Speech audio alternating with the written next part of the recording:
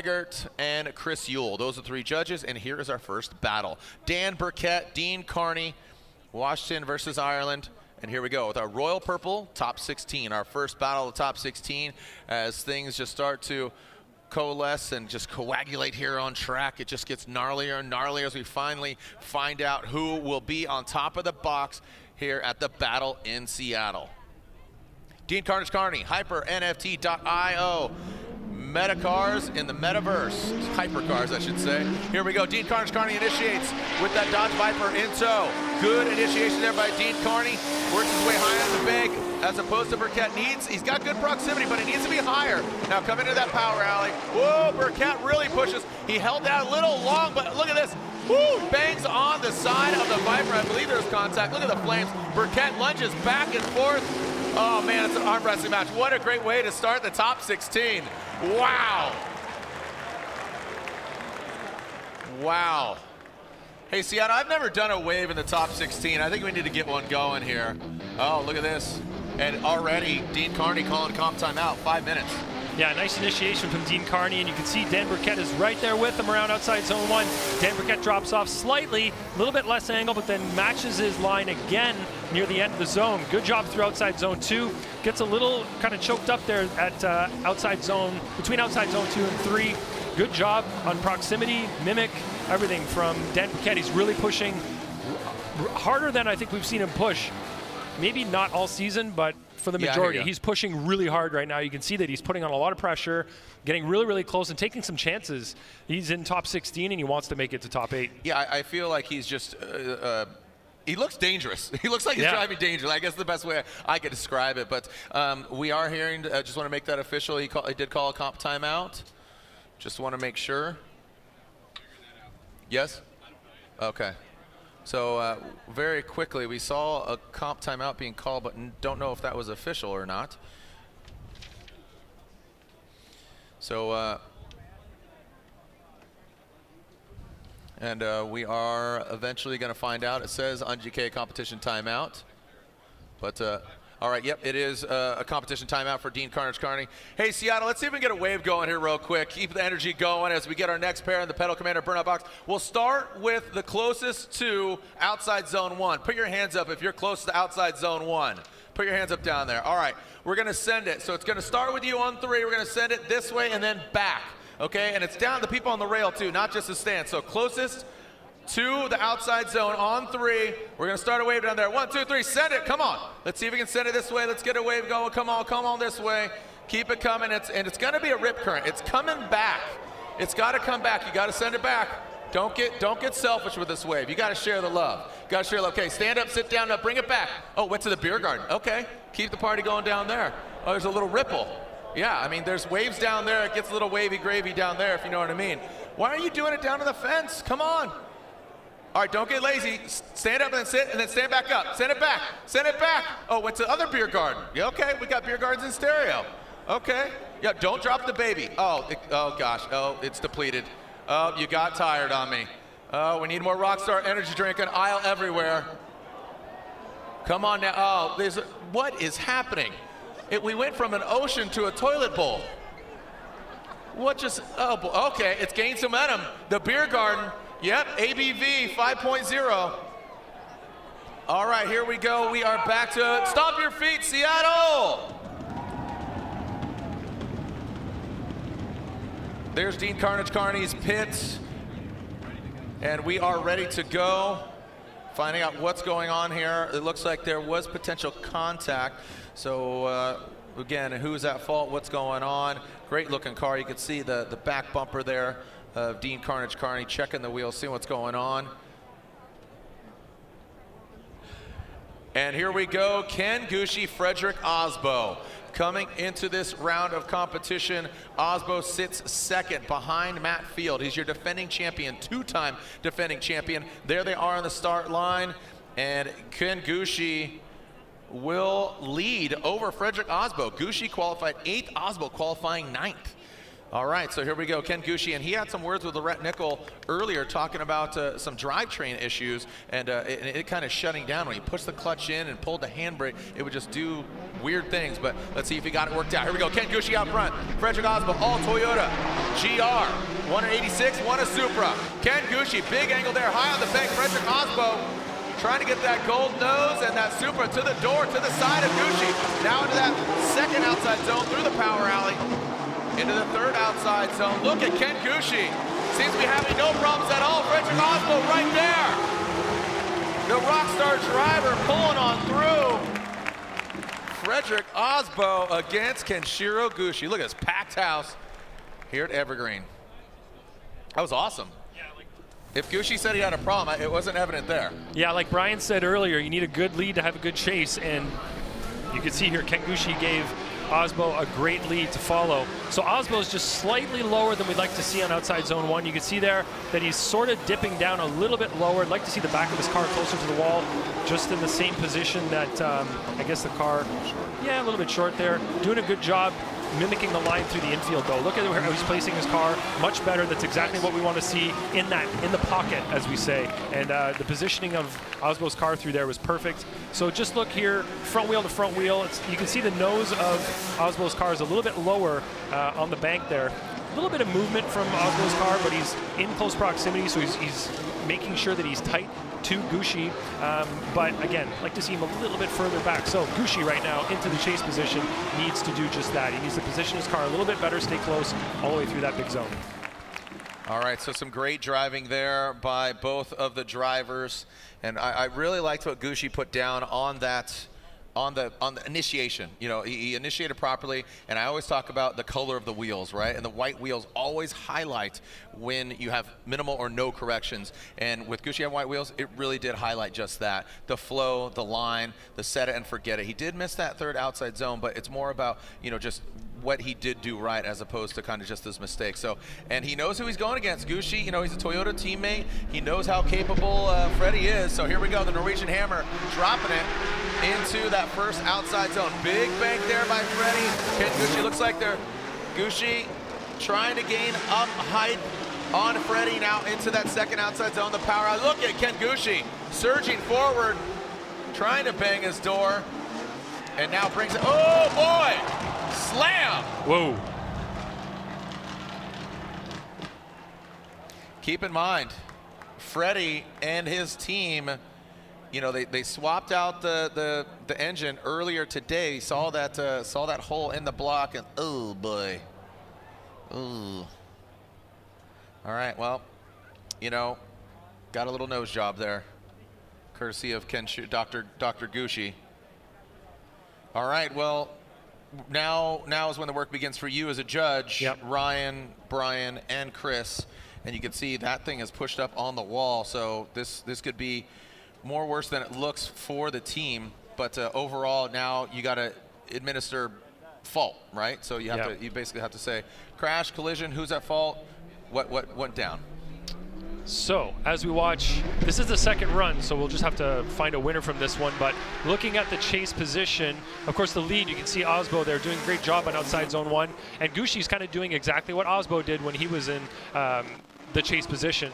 Gushi doing a great job here through outside zone 2, but through outside zone 3, Gushi misses outside zone 3, whereas you can see that Aasbo was in it. Right there is where the collision happened. So we're gonna have to look at the momentum, the pace. Is Aasbo in the lead position maintaining pace where he should be there, or is he slowing down too aggressively? And that'll be up to the 3 judges to ascertain right now. That's what we're gonna be watching these replays for, to really see what happened. Was it Gushi that got in there a little too aggressively, trying to, you know, like we say, put that exclamation point on the run, on the chase run, going through the last corner. So right here you see Aasbo coming through inside clip 1. As he transitions, Gushi goes through what is pretty quick amount of smoke, but he jolts himself in there. He really gets on throttle pretty hard through there, which is not an area that you can be doing that. Let's say if you're in the lead position, you have to get the car set, then get on throttle to get around that corner. As we know, there is a wall there. Now the arc of that outside line starts before the wall, meets up with the wall, then you've got that flat section of wall, and then a little arc after it as well. And you need to draw as much of an arc through there, a nice, smooth arc. And right there, you can see that there is no decel zone going in there. So if you're not seeing Aasbo slowing down, but you're seeing Gushi speeding up, then you'd have to expect that, Gushi was at fault there. And it did look like he dove in on the inside of Aasbo going into outside zone 4. All right. So here we go as far as, taking a look. You can see Freddie here, banged up, that back right, back right, and that back left, and then that front right corner. Everything just bounced back into shape. It's kind of hard to tell where the, oh, there we go. Now we can see it. I don't know if it really bounced back. Well, now we can see the damage. From the top, you kind of couldn't tell, but now we can see the big kind of scratches and dents in the back there. Yep. All right, so like you said, you're elaborating on who's at fault, what's going down, and keep in mind this is, this is the second half of the battle, so we do need a winner here, and regardless of who's at fault, we do need to see who the winner is. And slide him left for Gushi, slide him right for Aasbo, and Frederick Aasbo gets the win. Aasbo gets the win and will advance on into the Great 8. As his team repairs his car. Right, yep. And just, a lot of contact this year. We've seen a lot of bashing, and speaking of bashing, that's Sean Hillier there. And I know they've had to repair a lot of vehicles here. There is the Ken Gushi, unfortunately knocked out. But in that situation, he had to push as hard as he could. He had to get very aggressive at the finish line. And you can see him there smiling and shaking his head, talking to Aasbo. Sorry, man, didn't mean to do that. Yeah. And Aasbo said, that's okay, I don't have to fix it anyway. Just oh, no, that's not okay. I'll tell you what. I know it's a lot of work. I know some people on his team. So that's who we should go hug. He did. Gushi went and hugged to Hillier. Sorry, man. Because that gentleman right there, I know he's kind of like, bro. Because I know in St. Louis they got into it. They touched noses, and it gets pretty chaotic. Yep. Yeah, at this level of competition, things like that are going to happen. Absolutely. It's just the name of the game. Yep. And they have extra parts and quick repair plans for those cars. So yeah, how modular they're built now. It's not just now, but it's been going for a while. It's really cool. The corners, they have corner parts plates. Front right, front left, back right, back left, or spare. So they make it kind of modular for depending on the vehicle and the team. All right.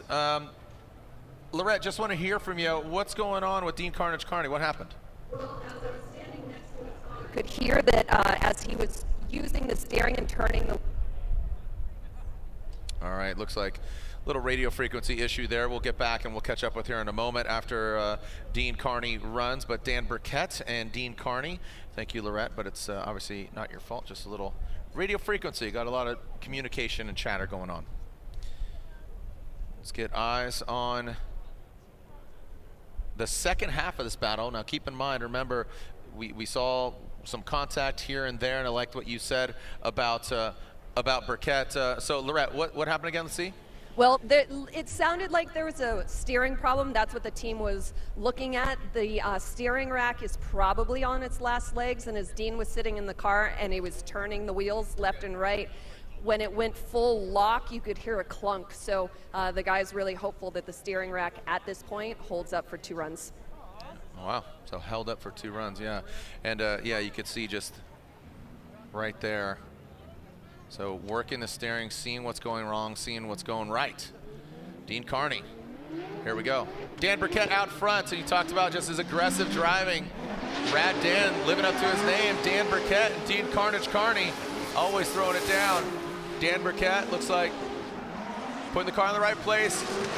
Kearney coming through. Can't even see him in that smoke.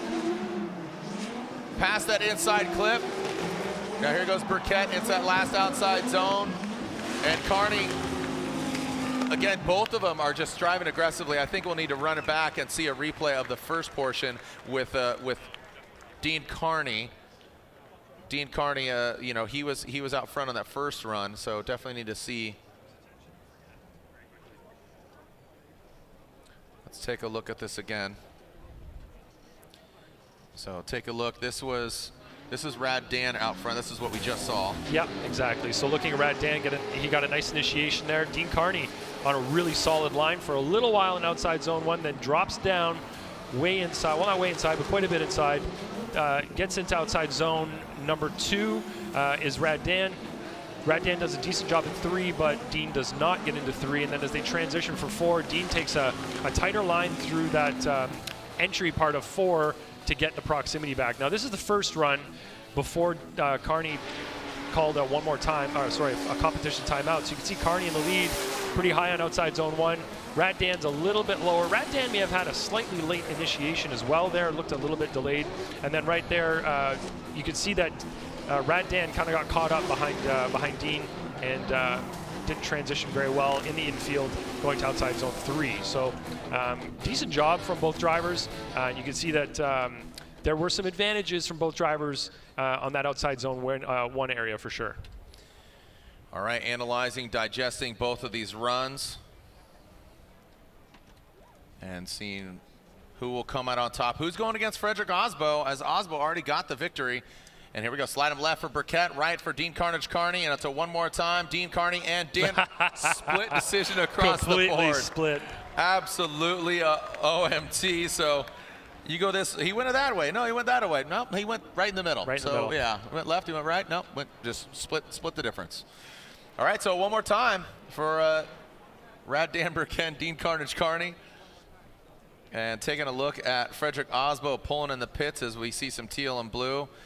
This is Frederick and his team.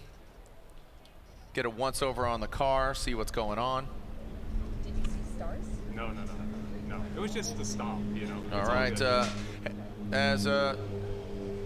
Lorette, down to you. What's going on? Well, there was a lot of bits and pieces, body panel pieces that were coming out of Frederick's car along with a headlight. Hard hit. Are you okay? Yes, I'm okay. So it was just an abrupt stop to an awesome run. Ken was on fire, chasing me very, very well, and just a little too hot into the last corner. And I know that feeling that he must have far too well. You know, I've been a little too hot in chase position earlier this year, and you know, it was a fierce battle. And he's been on fire all weekend. Obviously, did well in St. Louis, and just wanted it a little too much. So Ken being the class act he is, and you know, we're both the Toyota teammates. There's no hard feelings, and yeah, I just wish we didn't have that hit, but it is what it is. With all the parts that were coming out of the car that you were picking out and handing to your crew, is this going to be ready for your next battle? Absolutely. The car tracks straight. You know, it didn't get into anything structural. We got some bash bars hitting the tire and some headlights that we're probably going to sign and give away here. But the car is still sound. Okay. Frederick, thanks so much. Jared? Thank you, Lorette. And yeah, fingers crossed. Hoping. What do you think the fingers crossed is for? I'm not sure. He said the car is going to be fixed, no problem. So I think he's just saying maybe, hopefully everything's right. All right, here we go. Some more teal and blue. Matt Field and Justin Pawlak. We saw Matt Field take out Odi Bakshis earlier, and now here he is, another Falcon Tire driver. I know Nick Fosekis is watching at home, and here we go with Matt Field and Justin Pawlak. Matt Field, the Beast from the Bay, our current points leader, and Justin Pawlak, ready to throw down. Always just, again, a very stylish driver. And Matt Field will lead at Falcon Tires Drift Cave. Borla exhaust, Corvette. Ooh, look at Justin Pawlak get right quickly to the door. An all-American battle, Corvette versus Mustang. Now into that power alley, Justin Pawlak applying the pressure to our current points leader, saying, yeah, I can be up there too. Both them with the white wheels standing out, talking about that earlier. And now in that final outside zone. Wow. Echoing through the Pacific Northwest. That exhaust note, man. they heard that all down in Seattle. Yeah. All right, looking at the replay here, coming down the acceleration lane to initiation. Good job by both drivers. You can see Pawlak there close, but the car's moving around quite a bit in the chase there. You can see a bit of wavering from him as they come to the power alley. Field gets a tire in the box at outside zone number 2 and 3, but doesn't really fill them fully. GTP's just a little bit inside of that still, coming through outside zone number 4. Pawlak sort of falls off just a little bit in terms of proximity. So looking here again at the right there you can see Pawlak inside quite a bit on outside zone number 3. And then as they come to 4, Pawlak right there just has a slight hesitation, falls off a little bit just before the finish line. All right, let's see how they execute on the second half of this battle. Justin Pawlak getting the clean air. And here we go. You can see him already on the start line. Let's see who throws it down. Again, Matt Field, current points leader, going for that championship. Talked to him earlier. And here we go. Justin Pawlak initiates. Aggressive initiation. Look at the massive angle from Justin Pawlak. Has to take a little out of it, but absolutely flying through the bank. Justin Pawlak. Quick little correction, massaging it into that second outside zone. Big angle from Pawlak. Massive counter steer here from Pawlak, and Matt Field sticks it to that back right corner. Dude, the amount of angle that Justin Pawlak had was unreal. Your thoughts? All right, as they run up to initiation, Field is pretty close there, gets the car initiated, but has the same issue as Pawlak did on his lead, where he's sort of wavering a bit. Pawlak was lower on outside zone 1 early on than Field was on his lead, and then right there you can see both of them wash out a little bit going to outside zone number 2. Both of them sort of miss outside zone 3, coming towards outside zone 4. I think Field was a little bit closer to the finish line, but they both had some of the same issues. You can see Field moving around, or sorry, Pawlak moving around in the lead, throw some big angle there at the end of the zone, and then they both sort of wash out a little bit. Pawlak does get into zone 1. They both miss zone 2. They both miss zone 3, going to the inside clip, pretty tight for both of them. And then, zone 4, I'd say that Field was a little bit closer there. We do have a side-by-side coming as well. This is really trading small errors here for both drivers. Well, in some cases, big errors. In outside zone 1, I'd say that both of them in the chase position had some pretty significant wavering in the car after initiation. And the speed they're going, the grip that are in these cars, it's difficult to keep them at angles. So let's see in the chase position how both of them do. So initially, Pawlak is closer on the chase. Yeah, Pawlak's definitely closer in the chase position there on outside zone 1 than Field was. And then coming into the infield, they both have a couple of errors in there as well. Pretty much the same proximity from both of them until the last corner there where Field is a little bit tighter over the finish line. Ryan, taking a look at the stats here of our fans watching online, 41% says Matt Field gets the win, 36% JTP, and 24% saying one more time.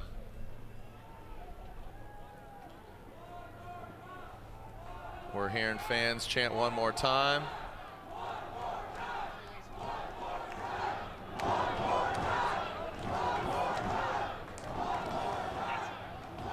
Want to thank Kid Rock for being with us. Thank you. Here we go. Matt Field, Justin Pawlak. One says Matt, one says Justin, one says 2 says Matt Field. We are not on the same page today, the three of us. You sided with JTP. I did, yeah. And then the other 2 went with Matt Field. Make some noise, Seattle. Matt Field, our points leader, gets the win. Yep. So definitely a close call there. But Matt Field gets the win and advances on. So again, we have Burkett and Kearney that we go against. But here's the dozer, the brozer. Dylan Hughes going against Jonathan Castro. Shout out Nate Hamilton, how we doing? The Ham fam watching. Hashtag FDSEA, let everybody know you're watching. Tag us at Formula D, keep the conversation going. Dylan Hughes, Jonathan Castro. Dylan Hughes, notably the winner in Orlando. Jonathan Castro, here he is. He went against Joao Berrion, and it seemed that he's getting that car just tight and right with every turn and burn, but Dylan Hughes win in Orlando. Can he do it again here in Seattle? This is his home track. The Royal Purple Falcon Tires, O'Reilly Auto Parts. BMW, big angle from him, high on the bank. Castro, great proximity. Both of them kind of wavering. Castro, great proximity by Castro. Coming down into the power alley. Both of them filling that second outside zone. Castro dives in on the inside. Not the proper line by Castro, unfortunately, but he still holds on that proximity. A good job. That composure there, you really easily could have lost it and spun or balked or checked up. He maintained that, but he just took the wrong line going into outside zone 3 and then into 4 and threw him off. He was incredible through outside zone 1. So let's watch the initiation here. Both cars getting to angle pretty similarly. You can see Hughes high on the zone, Castro a little bit lower, but then falls back into that the right line with that great proximity. So he did a little compromise early on, but Castro transitioned too early. He should have hung on to outside zone 2 a little bit longer and then transitioned the car for 3. And because of that, went quite a bit inside, didn't have the momentum. Like you said, he was lucky that he just had enough to kind of keep angle in the car and keep momentum until Hughes got back online, or sorry, came across the front of him there and got to inside clip number 1. So I think Castro got lucky in his kind of error that he made. You know, it could have been a lot worse, but still at a detriment for him there in the infield. He's going to have to clean up that type of driving in the lead now. He's going to have to be really sharp, be high on zone 1, and fill all the zones properly in his lead run. He's definitely capable of doing it. We've seen it from him before, and just, you know, with the debut of a new car, it's always exciting, but at the same time, you're working through, you know, some things going here, but we know Castro is very capable. He's a very capable driver. Here we go. Trudeau Meteldam, Toyota GR86, big angle there. Dylan Hughes looks like kind of pedals back, but now gets closer. Look at how settled that car is from Castro. It looks so good. And now into that second outside zone. Here comes Dylan Hughes. He takes that nice approach into that third outside zone. Wow. Wow, look at that diving in on that inside clip. And then that final outside zone, that overhead view, really highlighting the composure of both these guys. Shout out T-Bone, Parker, Steph, Roy, and Lori at home for tuning in. Hashtag FDSEA.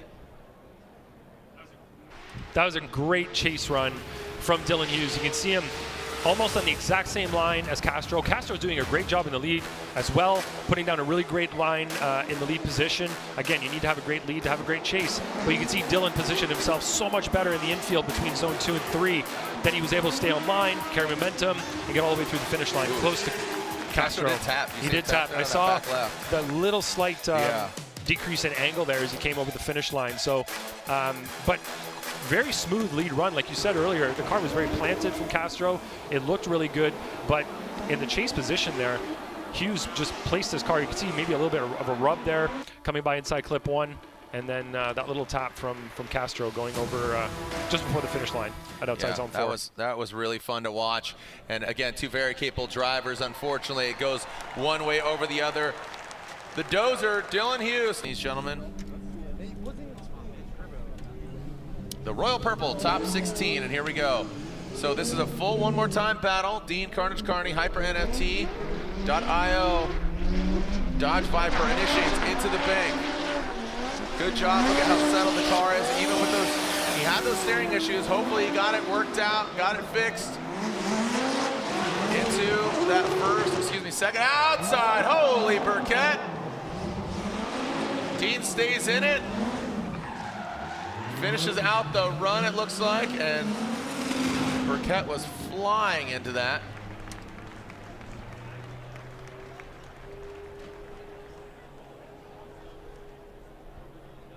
All right, so Dan Burkett comes in hot. You can see that right-hand side going hard right over that Rad Industries logo. That's far from rad. Some people would call Dork Marks rad. Yeah.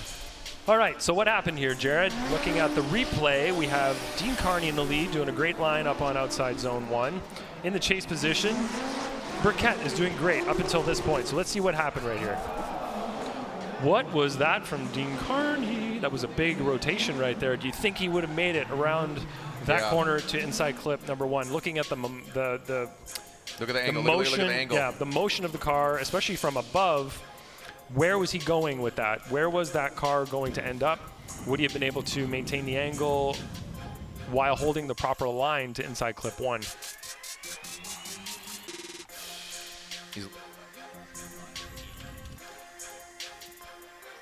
All right, so taking a look at different angles here. Yeah, so we have the drone again. This look at the motion of Dean Kearney's car.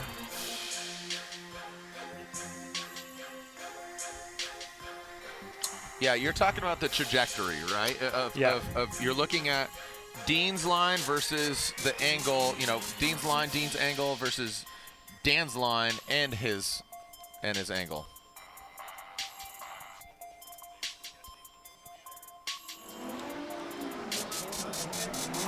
All right, so we're looking at what's occurring here. So you have a combination of Dean with that angle and the rotation of the car. Dan Burkett, unfortunately, is not on the right line either, though. So he's not filling outside zone 3 like he should be, right? So he's quite a bit inside. I believe the call is shared fault on that because of those. It's the perfect storm. Yeah, exactly. It's the perfect storm. Dean was coming in too hot. Sorry. Dan was coming in too hot in the chase position. Dean over-rotated. Dean was over-rotating. Was he going to make that right line? So kind of, and with that over-rotation, you know, was he throwing a roadblock? Could he have salvaged it? Potentially, but coulda, shoulda, woulda, maybe, right? Am I correct in saying? So, all right, so what? Okay, we're going right back to it. Here we go. Rad Dan will lead Dean Kearney going into it, even with that contact, continuing on through the course. And now into that second outside zone, Dan Burkett. And here comes, I thought Dean was gonna door him right there. Carnage going for it, and then into that last outside zone. Dan Burkett barely got that GT radial tire in there, and Dean, you saw him come up a bit short. So when we tell the chase drivers you need to be mimicking the lead driver's line, it's not only because you want to do that to win, but also in a situation like that occurs. Let's say Dan had been on the right line through there, and Dean Kearney made that error in front of him. In that situation, the lead car would have been 100% at fault because Dan was on the right line. So run number 1, nobody received an incomplete because it was shared fault. So that means they're both at fault for what occurred. Nobody is deemed responsible for that, which means I guess we're going to run two. To really, because I guess you could call the first one both incompletes in that sense. So it's both a wash. Now we're looking at the second run, and we're gonna deem a winner based on the second run to see who did a better job, who adhered better to the criteria, the lead and chase criteria. You can see there that Dan did a great job in 1, 2, and 3, and you can see that in the chase position, Dean Kearney missed 2, 3, and 4 in the chase position. So that will give you maybe a quick answer right there. All right, so as we are finding out what transpires here, what result we have. Frederick Aasbo waits in the wings to see who he's going against. Dan Burkett, Dean Kearney. We got one more time. We got Dan Burkett, and one more time. They're going at it again. So one.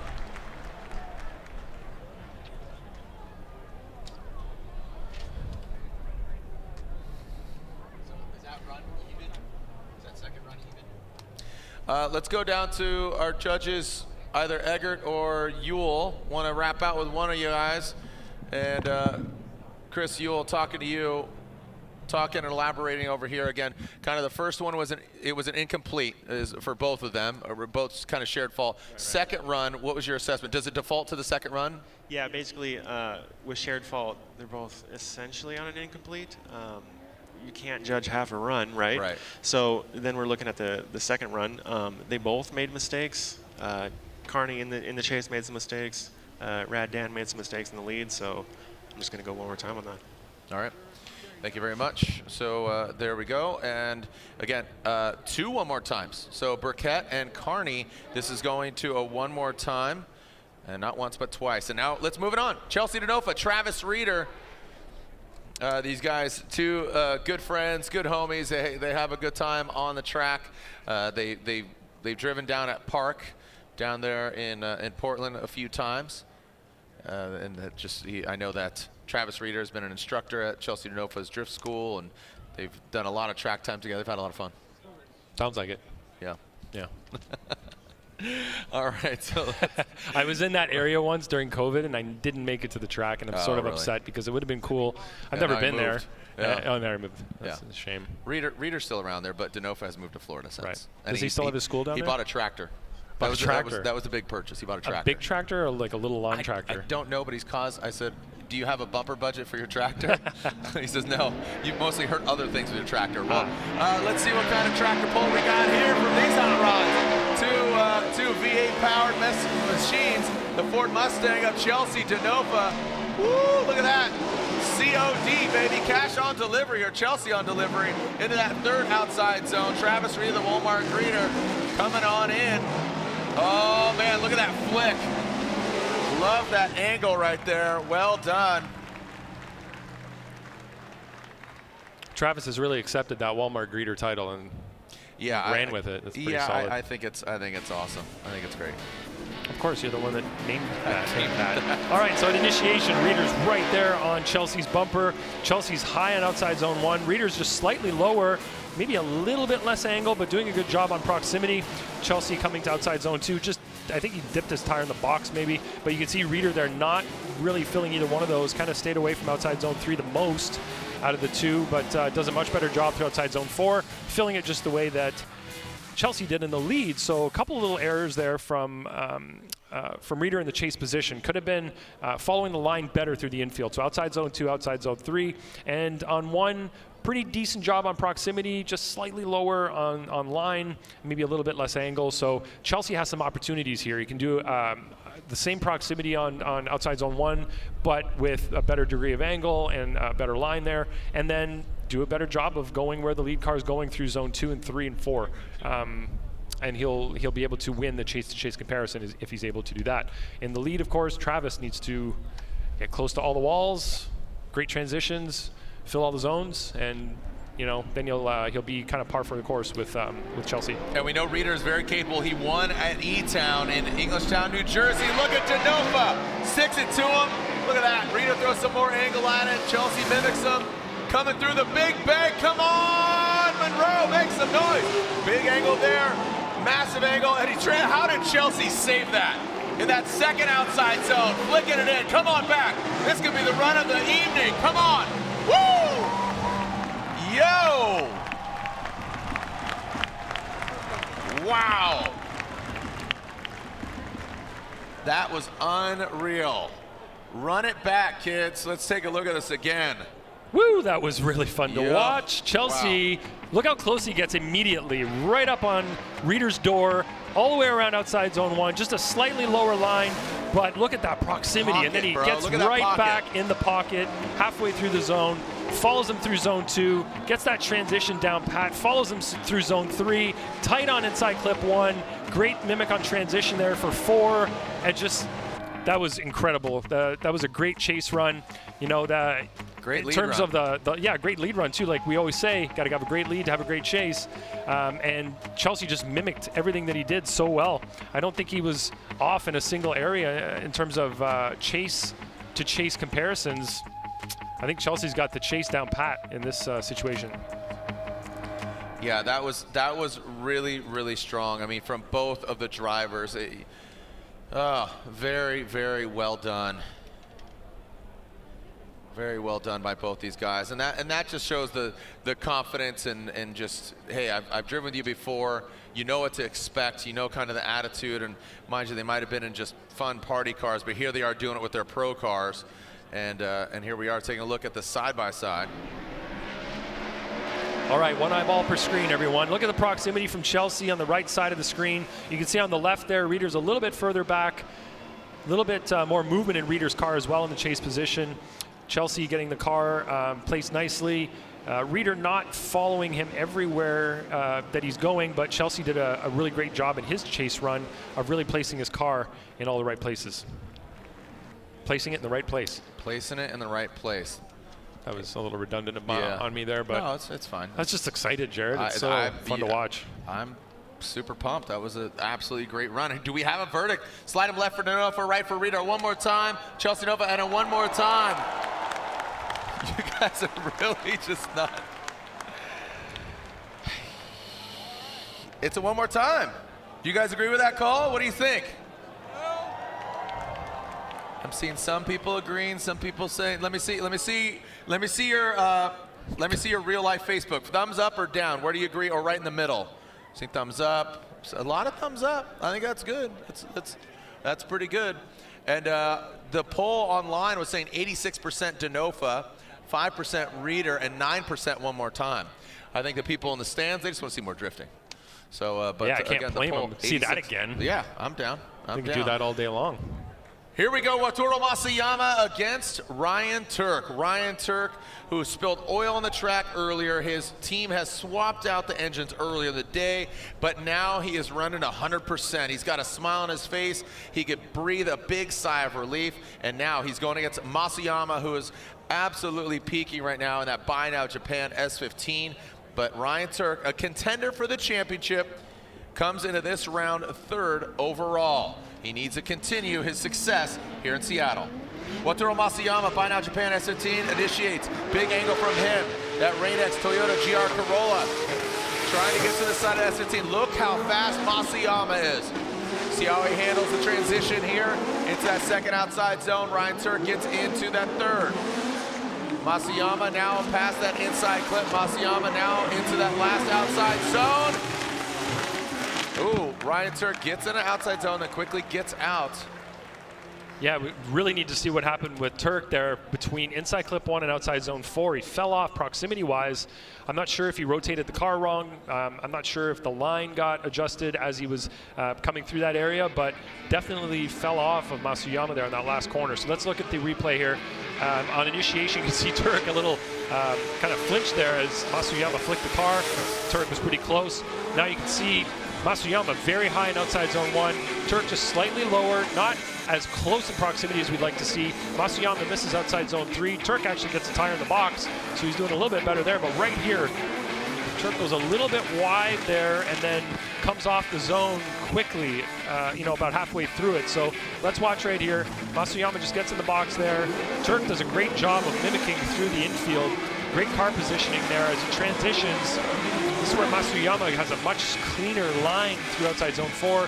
Just puts his tire in the box, whereas Tuerck goes a little bit wider and then gets to the wall sooner, which makes him come off the wall quicker. So it's, a little bit of error here and there for both drivers, but now the next run. So see how they can swap positions and try to do better than the other driver in that new position they're in now. Execute with more refinement. That Rain-X Toyota GR Corolla of Ryan Tuerck on Nitto tires, the Rockstar pilot against the Japanese driver Wataru Masuyama.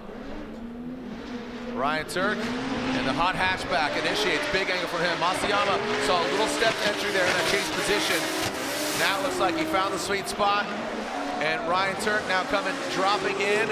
And Masuyama taking, an interesting line now into that 3rd outside zone. Masuyama into formation. He's got good proximity. Great proximity, and then into that final outside zone. We're only in the royal purple top 16, my man. FYI. Is that it? That's it. Wow. I'm tired. We have a lot more of this to go. I'm like this is fantastic drained. for me, getting to watch more of this. I need to look at Masuyama's initiation here. It looked like it was either very close to being late or... No, he got it at an angle, but like you said, there was a step to it.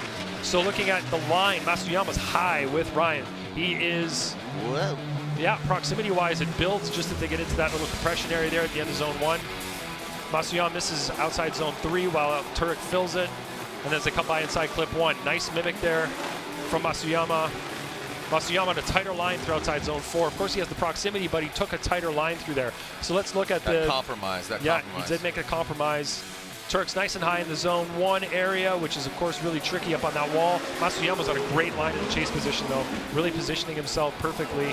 This is where Masuyama dives in, takes that tighter line through outside zone 3, but stays with him at inside clip number 1. And then Tuerck fills 4 really well, but Masuyama doesn't fill it at all. So looking at the lead-to-lead comparison, chase-to-chase comparison, we're going to have to see if there were errors that were made there to really set one apart from the other.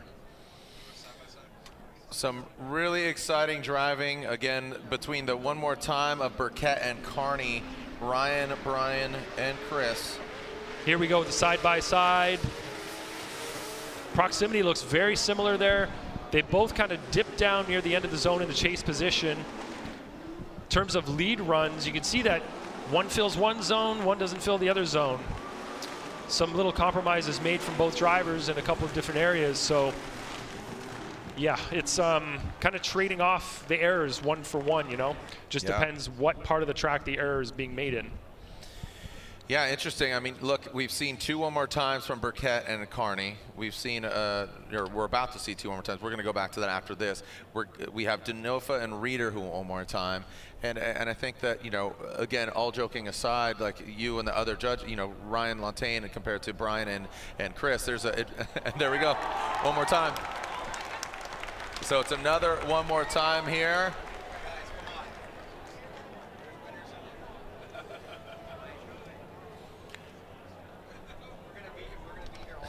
And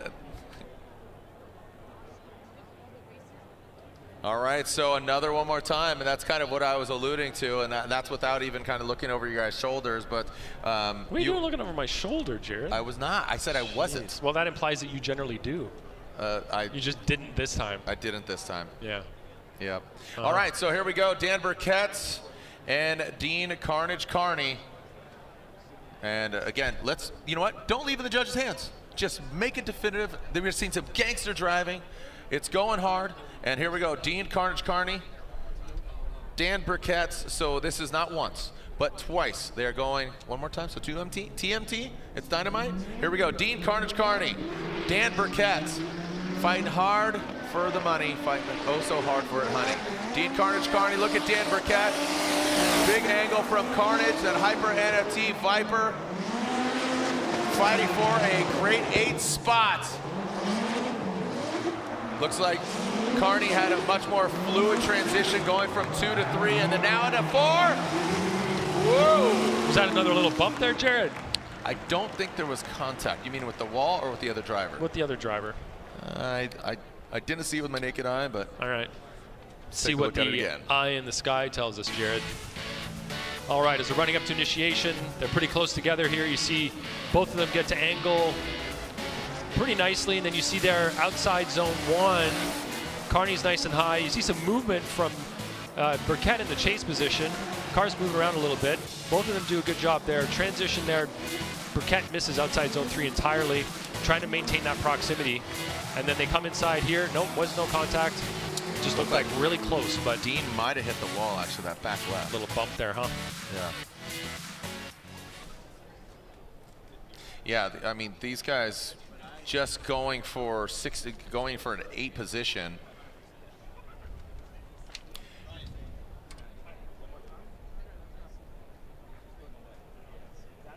All right, so here we go with Dan Burkett.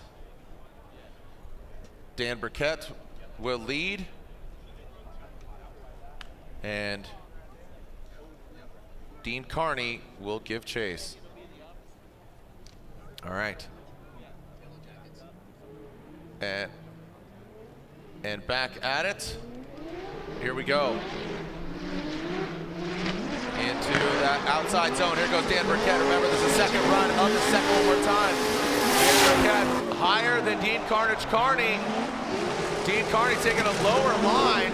Gets thrown off on that second outside zone. Dean Kearney straightens out, shuts her down, and it looks like as long as Dan Burkett finishes out the run, it is his victory.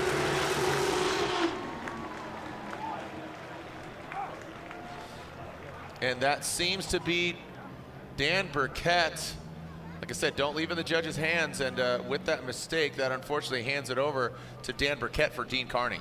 Yeah, that might have been his power steering coming back to haunt him. He's been dealing with the problems with that all day, and potentially that's what happened as he came into the infield. Maybe there was an issue that arose and couldn't steer the car anymore, so shut it down. That's potentially what happened, just making assumptions based on you know, what we've heard so far. All right, here we go. As taking a look at it from the eye in the sky, but I have to assume after 2 one more times, fighting tooth and nail, Burkett will get the victory after Kearney's stall. Yeah, as you see them come through the infield here, watch Dean Kearney, yeah, right there, just can't keep the car at angle. Potentially, we're making an assumption, it could be anything mechanical at that point in time. I don't think it was just a stopping to drive. That is not right. That is not right. What is going on here? Both judges are saying, what just happened? What just happened? No, that is completely incorrect. Yeah, we're going to do it again. Here's the graphic. Don't know what happened there. Yeah, even absolute glitch. The other judges are saying their pad says Dan Burkett on it, so.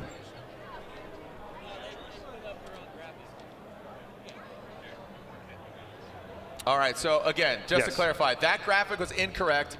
Dan Burkett gets the win. Dan Burkett gets the win.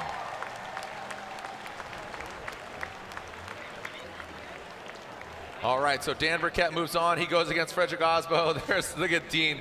Make some noise for Dean Carnage Kearney after 2 battles. Unfortunate. Oh, man. So, yeah, technology was not our friend there. And look, all right, guess what? Craziness ensues, but let's throw it down to a cool, calm, collect. Lorette Nickel. Lorette?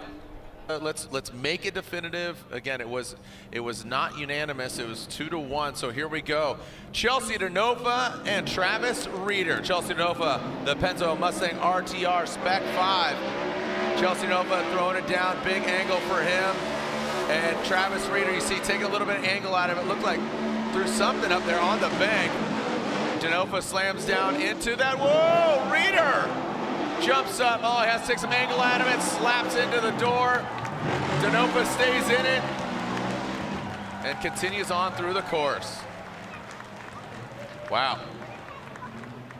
Yeah, you saw Reeder trying to catch up to Denofa, and I feel like Denofa twisted the screws just a little more on that run and just Reeder could not catch him. Well, he did catch him.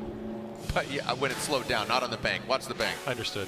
Thank you. Thanks for clarification. This is a great view for us right now, Jared. Look at the initiation. Great job by both drivers. Chelsea's high on outside zone 1. Reeder's right there with them, nice and high, trying to build that proximity. Drops down at the end of outside zone 1. Chelsea gets near outside zone 2, outside zone 3 there. You can see that Reeder gets inside, straightens up, gets on throttle, and then makes contact with Chelsea at inside clip number 1. Chelsea Denofa running the Canon air filters. If there's a 25% off show special, use the promo code FDKN25OFF. Again, FDKN 25 off. Promo code, go to the website, knfilters.com, save 25% this weekend only.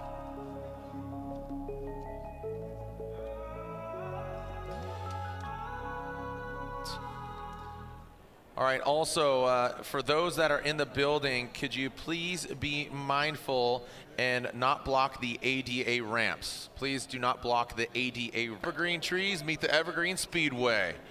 We are ready to go back to, I believe this is Wataru Masuyama versus Ryan Tuerck, and that's exactly what it is. Masuyama, Ryan Tuerck, that one more time battle. Masuyama, that Buy Now Japan S15 against Ryan Tuerck, who's in contention for a championship. This is the one more time battle. The judges were split and it went 2-1. So one more time. So they're going back at it.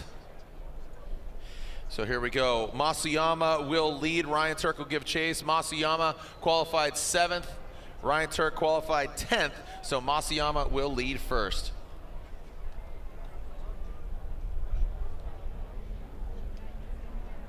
Masuyama, the Buy Now Japan Sylvia S15. Let's see what we got. There we go. Masuyama initiates right in front of the nose of that Toyota GR Corolla. Masuyama, big angle from him. Ryan Tuerck lunging forward. Masuyama holds rock steady. Oh man, exploding that candle, that cone. He saw the door open and quickly close there on Ryan Tuerck. Now coming to that final outside zone.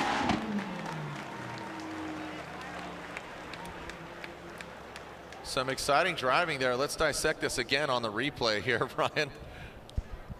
A lot of action today, Jared. Yeah, oh my gosh, it's an understatement. All right, I love this view. This is so great. Looking at the initiation, Tuerck started initiating before Masuyama even did his flick, but gets in there nice and tight. You can see the great proximity from Tuerck. Slightly lower on line, but really great proximity. Coming right here, you can see that Masuyama drops the tire, Tuerck drops the tire, goes a little bit wider, but you know, the lead driver sort of let him off there. And then as you come through outside zone 4, nice proximity from Tuerck. So let's watch right here how far off. So Masuyama went 1, Tuerck went 1, ended up hitting the marker zone cone there in the outside zone. So lead driver is setting the tone, setting the pace. Yeah. You know, Masuyama did go wide there first. Tuerck's following him. Of course, Tuerck went a little bit further off, but he is doing his best to follow Masuyama in the lead. He knows who he's going against now. He saw a preview, or he saw actual feature film of what Masuyama's capable of. So he knew he had to just push harder. So I think that was the right approach for Ryan Tuerck to be aggressive. But Masuyama, he's really just peaking right now, and he's going for it. He wants to get a win. He's seen, his fellow countryman Kazuya Taguchi get the win at our previous round in St. Louis, and again, Masuyama definitely a talented driver. So as far as Ryan Tuerck, what do we expect? Well, you want to adhere to the judging criteria, line, angle, style. Hit those outside zones with angle. You want rate to angle. You want the X factor. You want to put it down. Chase car needs to utilize that lead car as a moving clipping point. What's Ryan Tuerck going to do here? He hit that cone. How's he going to put it down here with Wataru Masuyama chasing down? The Rain-X Toyota GR Corolla. Ryan Tuerck, the rockstar driver on the bank. Masuyama, great proximity. Ryan Tuerck high on the bank, comes into that second outside zone, into the third outside zone. Masuyama tucks in, finds that proximity, and now one more outside zone here between Tuerck and Masuyama.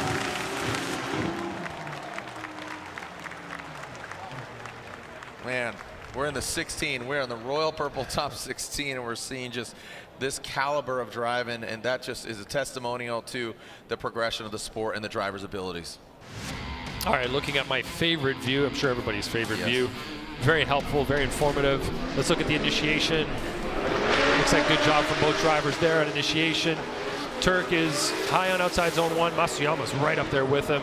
A little bit of a lack of angle there from Masuyama for a brief second, and then they come into the infield. Good job from Tuerck and Masuyama. Masuyama doesn't get as deep in outside zone 3 as Tuerck did, and as they come through inside clip 1, Masuyama's mimicking really well. Tuerck fills 4. Masuyama doesn't really fill 4. I don't know if his tire got on the outside line of that zone, whereas Tuerck was in it. But great job from both of them here. A lot of high-level driving. So Tuerck, great job there in 2, 3. We saw Masuyama not quite filling it, but Tuerck did. And then outside zone 4, this is where Tuerck does go deeper.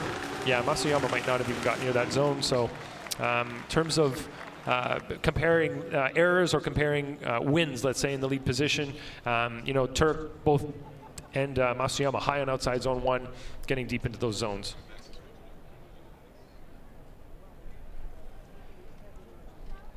All right, good battles just throughout the entirety of our 16. I mean, the 2 one more times between Burkett. Okay, slide him left for Masuyama, right for Ryan Tuerck. There's 1, 2, and all right, so 1 going with Masuyama, split decision.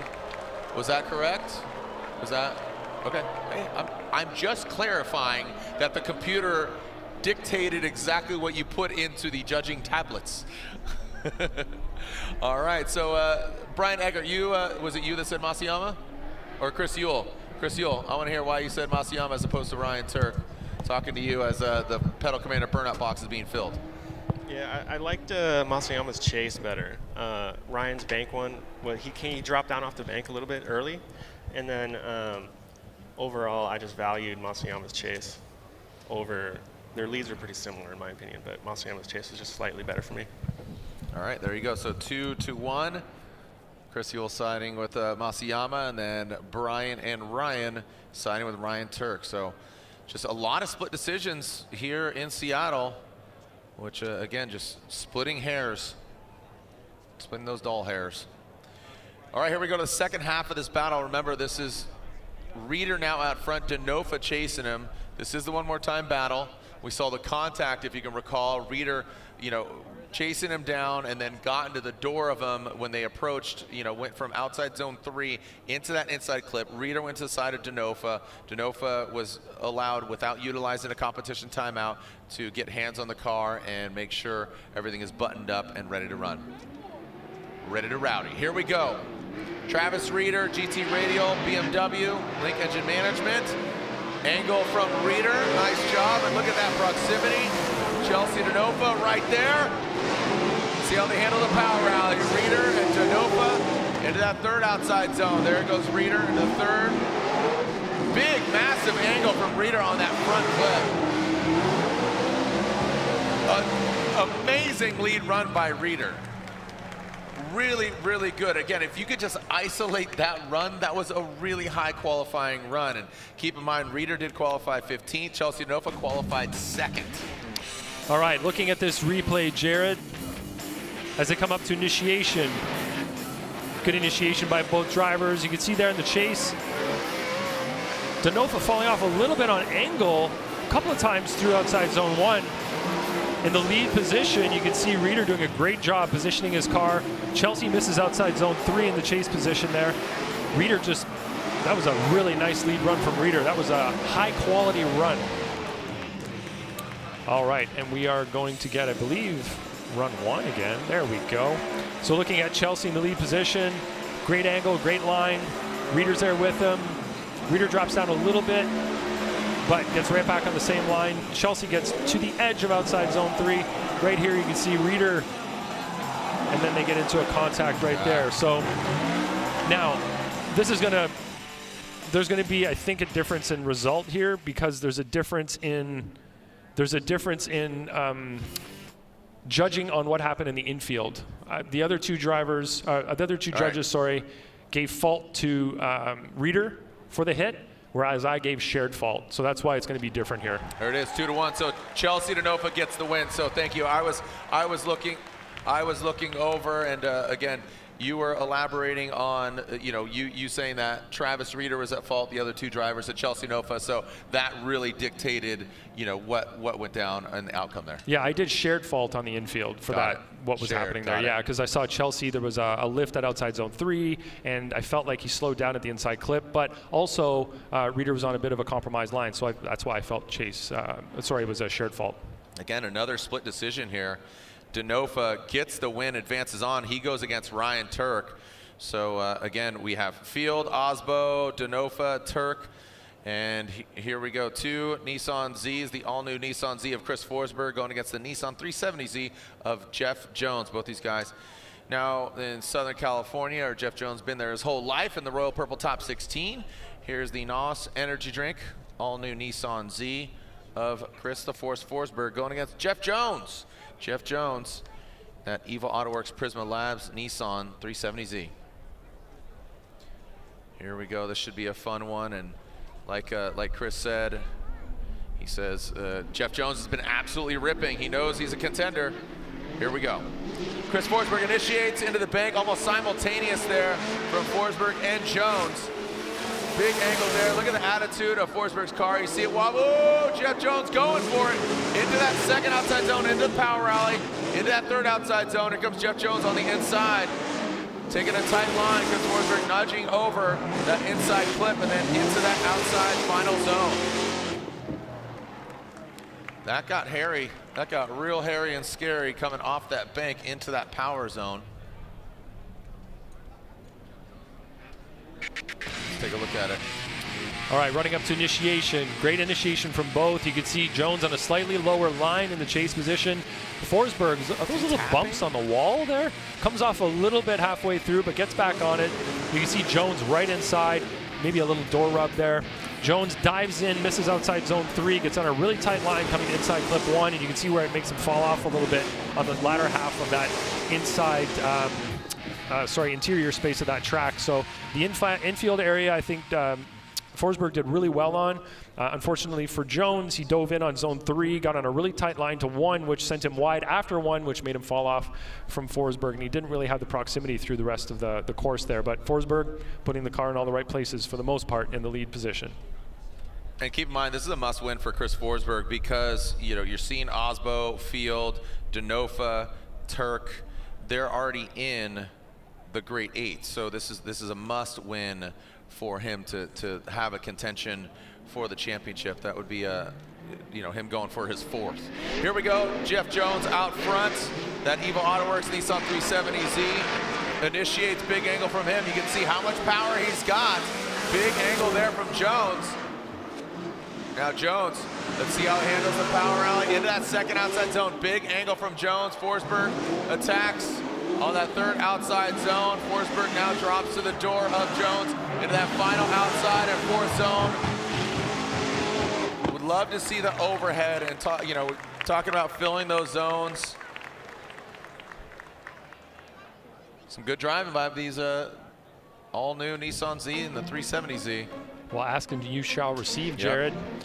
All right, at initiation, big flick from Jeff Jones in the lead position. Chris a little bit lower on the line there at the beginning of the zone, through most of the zone actually, a little bit lower until we get to the latter part of that zone. Chris a little bit inside on outside zone 2 as well, and outside zone 3. So Chris foregoing those zones to maximize the proximity. Outside zone 4 is pretty much matched, maybe a little bit inside there as well. So for the majority of the zones, you can see Chris on a tighter line trying to maintain that proximity. Jeff doing a pretty good job in the lead position of placing his car where it needs to be. And Chris focusing more on the proximity and maybe a little bit less on mimicking the line throughout the course. He's close, he's there with him, but he's not quite matching the line exactly through the course. All right, waiting for the outcome here. Taking a look, this one, have a feeling, just going off of what we've seen and the verdicts we've seen, multiple one more times. We've already seen 4 one more times between Burkett, Kearney, Denofa, Reeder. Let's see how this transpires.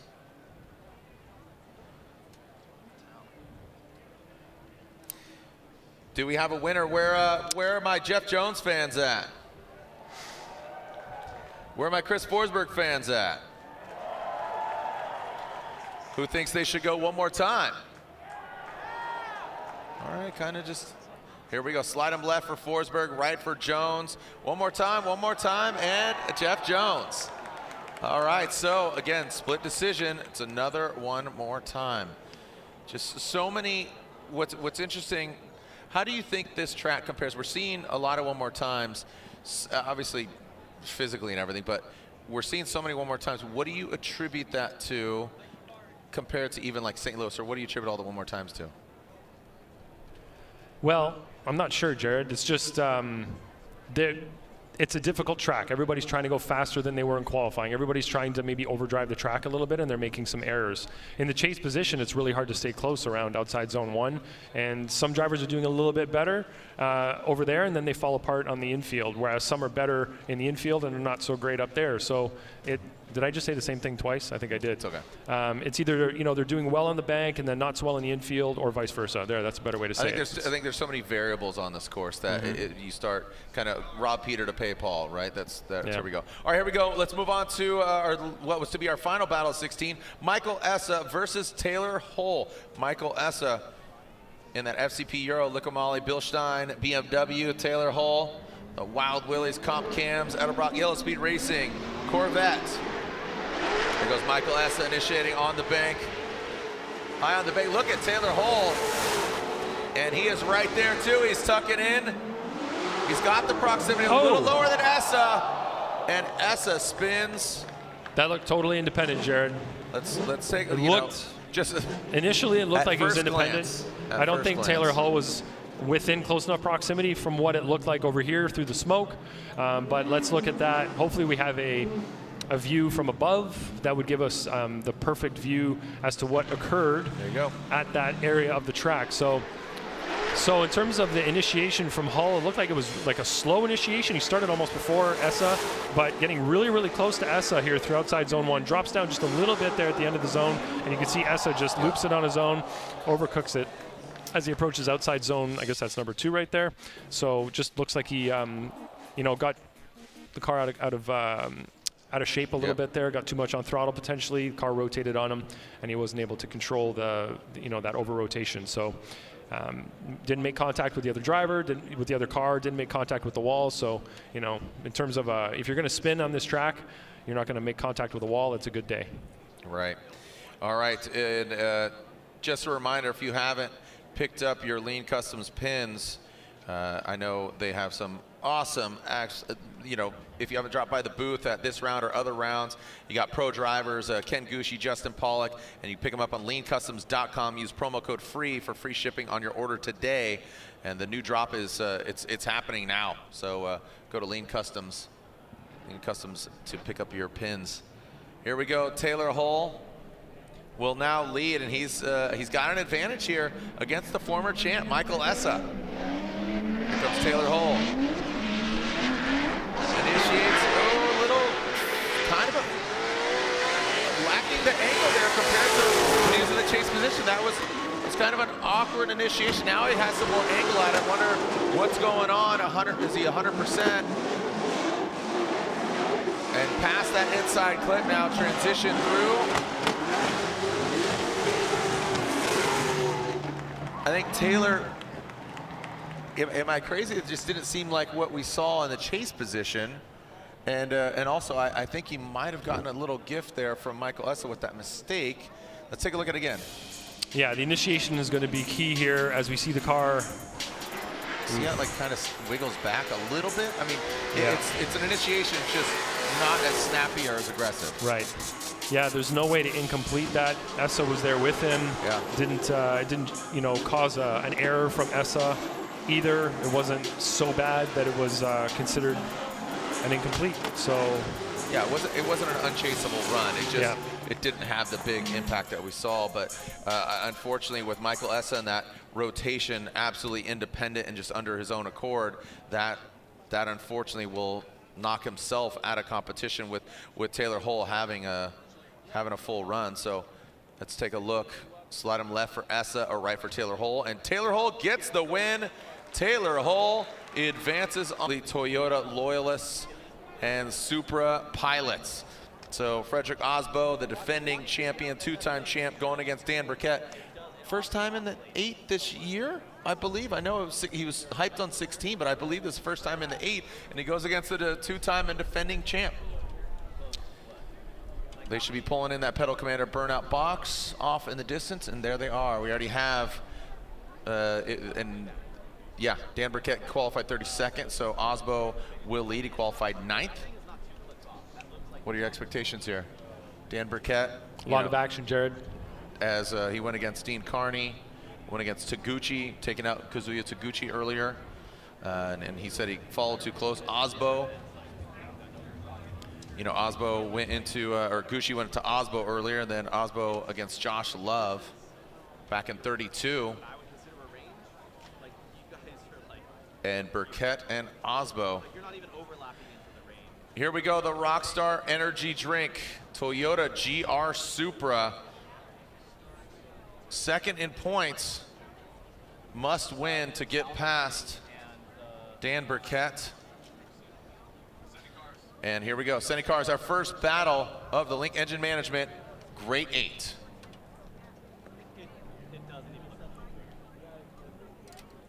Drivers ready, you can see the lights in between. Once they extinguish, they're good to go.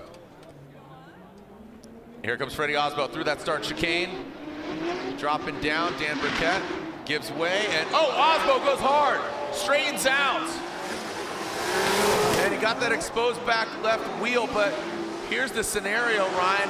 Freddie could finish out this run, but the biggest thing here is that unchaseable? Here's Dan Burkett, who, I don't know, I want to take a look at this. He shuts it down, but that was a big hit. It's not like he just kind of tapped and stayed in it. He tapped, straightened, and then went back into it. Yeah, from our perspective here, it looked like he initiated and just went straight at the wall. He didn't even... That could have been way worse, by the way. the car... Well, let's see what it looks like from the drone view as he gets initiated. Yeah, there's understeer there. Oh, that's massive. Yeah, so that'll be an incomplete from Aasbo in the lead position. You have to wonder if there was some residual damage from that hit with Gushi earlier that wasn't caught, that wasn't fully set back to where it's supposed to be. So it could be an alignment issue. Yeah, who knows what. But let's look at that initiation again right there. Gets into the wall, gets some understeer going, but managed to keep it off the wall. For the majority of that, that could have been very bad. A tap like that, the car understeering, it looks like it just barely kept the front end off the wall in that situation. So that, from their perspective, I'm sure they're saying, ooh, that could have been way worse. So looking there at the front wheels, they're turning right at the moment, and then he stays in throttle and he just gets back to angle again. But unfortunately, by that point, the damage, you know, the damage to his run is already done. Yeah. And the damage to the back of the car as well. And yeah, what does that mean for Dan Burkett? What does that mean for the run? Is that unchaseable? Is that deemed an incomplete? Yes, so in my eyes, that's an incomplete from Aasbo in the lead position. And when a lead driver incompletes, it totally absolves the chase driver of having to continue the run. This is a rule that's been in place for a long time. So, you know, right there, the wall is hit. The car's going completely straight. There's understeer. That is an incomplete. So in the chase now, Dan Burkett does not need to continue drifting through the course. And the reason we do that is that, for instance, if the lead driver would have hit the wall and incompleted in a way that caused him to be stationary, we wouldn't want to force the chase driver to continue drifting by that person, and it would, you know, as it would be unsafe. So what we do is just say, you know what, the incomplete has happened from the lead driver. The chase driver does not have to keep drifting. But in this case, Dan Burkett did. Yeah, he stayed in it, and as did Aasbo, right? Aasbo, he stayed in it, but I think he knew it was too late. That was a big correction, a big straightening. Yeah. So unfortunate for him, but yeah, kudos to them for staying in it. And like we said, that could have been a lot worse. So you know, salvage the car. If we had a camera on the inside there, I bet we would have seen a lot of hands flying from Aasbo trying to get that car. Oh, yeah. The wheels turned completely the opposite direction. Yeah, that was a great job from him, keeping it off the wall more than it could have been. Or it could have been a lot more, I should say. All right, let's go back to our one more time. And again, this is an incomplete. Forsberg and Jones. Forsberg and Jones. So going back to the Royal Purple Top 16, this is that one more time battle between them. And again, the winner of this going against Taylor Hull in the Great 8. So re-rack him for this one more time. The all-new Z of Chris Forsberg, Jeff Jones, and his Nissan 370Z. Again, 2-1. One more time battle. All right, and we are clear to send. Let's see what we got. Tried to kick off that Great 8, but only finished half of it with Aasbo. Here we go. Chris Forsberg leads, Jeff Jones giving chase. Initiating that all-new Z. Goes Chris Forsberg, the three-time champ. Good angle from him, Jeff Jones. Good proximity, look at that, diving in. Man, Jeff Jones out for blood. Jeff Jones dives in once again. Both of them wrapping around that inside clip and bringing it on home as Jeff Jones looks like he quickly tapped the wall, but didn't cause too much damage there, I hope not.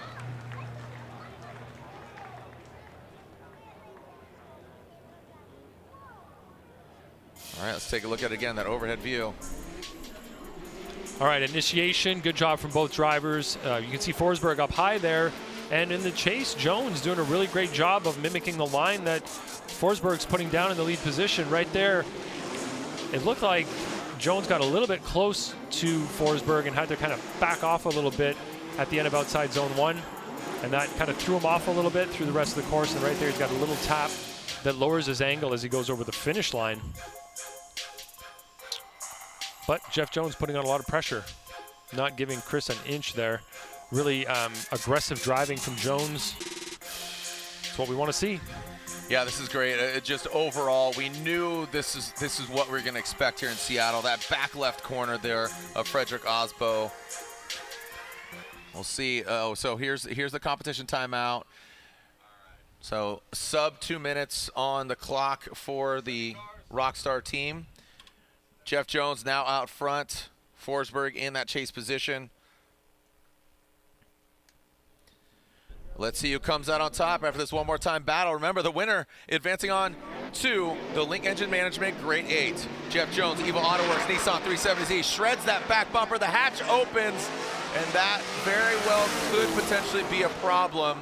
And now coming through into that second outside zone, Chris Forsberg swings wide, takes out that outside clip.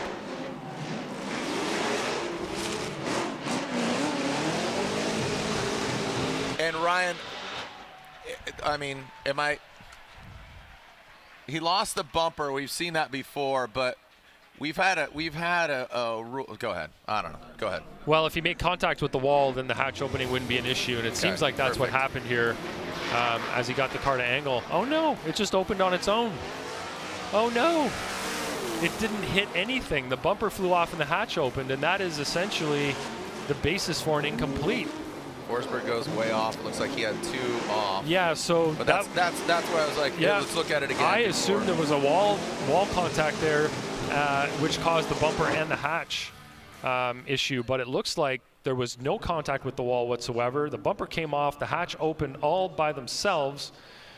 So that would constitute an incomplete from Jeff Jones in the lead position. That is an awful way to go out, but the reason is if you have an item, anything latchable on the car, a hood, hatch, trunk, doors, anything opening on that lead car, even a roof flying off, that constitutes an incomplete. We've had situations in the past where that occurring will distract the chase driver or potentially make contact with the chase driver's car, and that is what the rule is in place for. So it looks like that is what occurred here. Unfortunately for Jeff Jones, who is doing so great, we're going to watch this again. Yeah, so you can see that there's nothing that occurred there. Now, you can compare this to Ryan Tuerck earlier, who hit a cone, a zone marker, and his rear door opened. Now, that's an instance where a driver made contact with something that was on the course, like a cone, a zone marker, a wall, or anything like that. If that causes something to come loose or open, then that's not a problem. But it's when something opens like this completely on its own that it's considered an incomplete.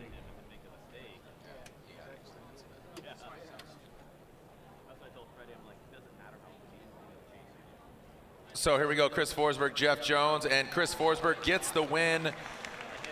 And some great driving by Jeff Jones, some really good driving by Jeff. Forsberg gets the win after, again, just some great driving by Jeff Jones. Hats off to him. Make some noise for Jeff Jones and all our drivers, man. Just so much talent out here today. And this track, like I said, it's seriously one of my favorites. Some great driving there.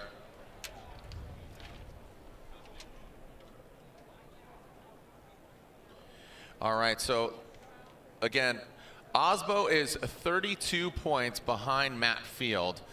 And keep in mind, 32, and then, you know, Matt Field's still in it. Aasbo, you know, we just saw him hit the wall. Right behind him is Ryan Tuerck, but look, 100 points for first, 91 for second, 80 for third and fourth. They have the same because third place is denoted by the highest qualifying driver, but if you make it either to third or fourth, the same point allocation, so on and so forth. So our grade 8 is shaped up. We've seen one half of a battle between Burkett and Aasbo, and it looks like we are going to back to that battle. Yeah, Matt Field versus Dylan Hughes, Chelsea Denofa versus Ryan Tuerck, Chris Forsberg versus Hull. Man, some serious battles here. Yeah, so Aasbo warming up his tires back over here. He did call that competition timeout. One and done, that NGK competition timeout. So Dan Burkett will now lead Aasbo giving chase after that hit, and that's hey, take into consideration, Frederick Aasbo hit the wall. That was an incomplete. Dan Burkett could be in the Final Four right here, taking down the two-time defending champion, currently second place in points. Less than 40 points behind our leader. Matt Field could have a breakaway here if he gets past Hughes, but guess what? Hughes is currently sitting in fifth. Ryan Tuerck sitting in fourth, Tuerck sitting in third. Forsberg, yeah, I mean, we're in the playoffs, man. We are fighting for it tooth and nail. Keep in mind, Utah, a new round, a new venue, and then of course, a very classic venue for us, Irwindale. Here we go, second half of this battle. Aasbo sitting on an incomplete. Dan Burkett can find his first time in the Final Four, going against the two-time defending champion. Dan Burkett, Rad Industries, Gear Wrench, Mark IV, Toyota Supra, coming down to the power alley. Frederick Aasbo trying to force a mistake on Dan Burkett, but Dan Burkett keeps the composure against the two-time champ around that inside clip, and one more outside zone for Dan Burkett to enter into the Final Four against the two-time champ. Woo, there we go. Wow, you smell that? That is an absolute upset unofficially, allegedly. Allegedly. So you can see Burkett played it really safe on this run. He gets the car to angle here, right at the 1 cone, rides around outside zone 1, gets pretty close to zone 1, doing a good job in the lead. You can see Aasbo putting on a lot of pressure in the chase. Car moving around a little bit there as he gets really close. You can see Burkett missing outside zone 2 slightly, getting into outside zone 3 box, but missing the wall. Doing a pretty good job in the lead, though, putting the car where it needs to go, getting over the finish line with angle. He checked all the boxes in the lead position. Wow, this is it. I mean, like I said unofficially, but here it is officially. Dan Burkett taking out Frederick Aasbo, second in points. So Dan Burkett enters his first ever Final Four in Formula Drift history. Dan Burkett, the Gear Wrench rat, and dude, just this adds again to the variety of the podiums we've seen this year. You know, from Ryan Tuerck to Frederick Aasbo. We saw him in Atlanta, right? Gosh, I'm trying to recount here. Obviously Orlando. Hughes in Orlando, right? Hughes in Orlando. In the rain. I'm trying to think who was, and then obviously Travis Reeder. Speaking of Dylan Hughes, here's the dozer. Fitted in their Momo race suits, ready to throw down, looking good. Matt Field in that Falcon tires. Drift Cave. Burkett currently ranked 16th. Dan Burkett coming into this round. So Matt Field, Dylan Hughes. This should be a fun one. Both these guys spinning some Falcon tires wrapped around Forge Star wheels.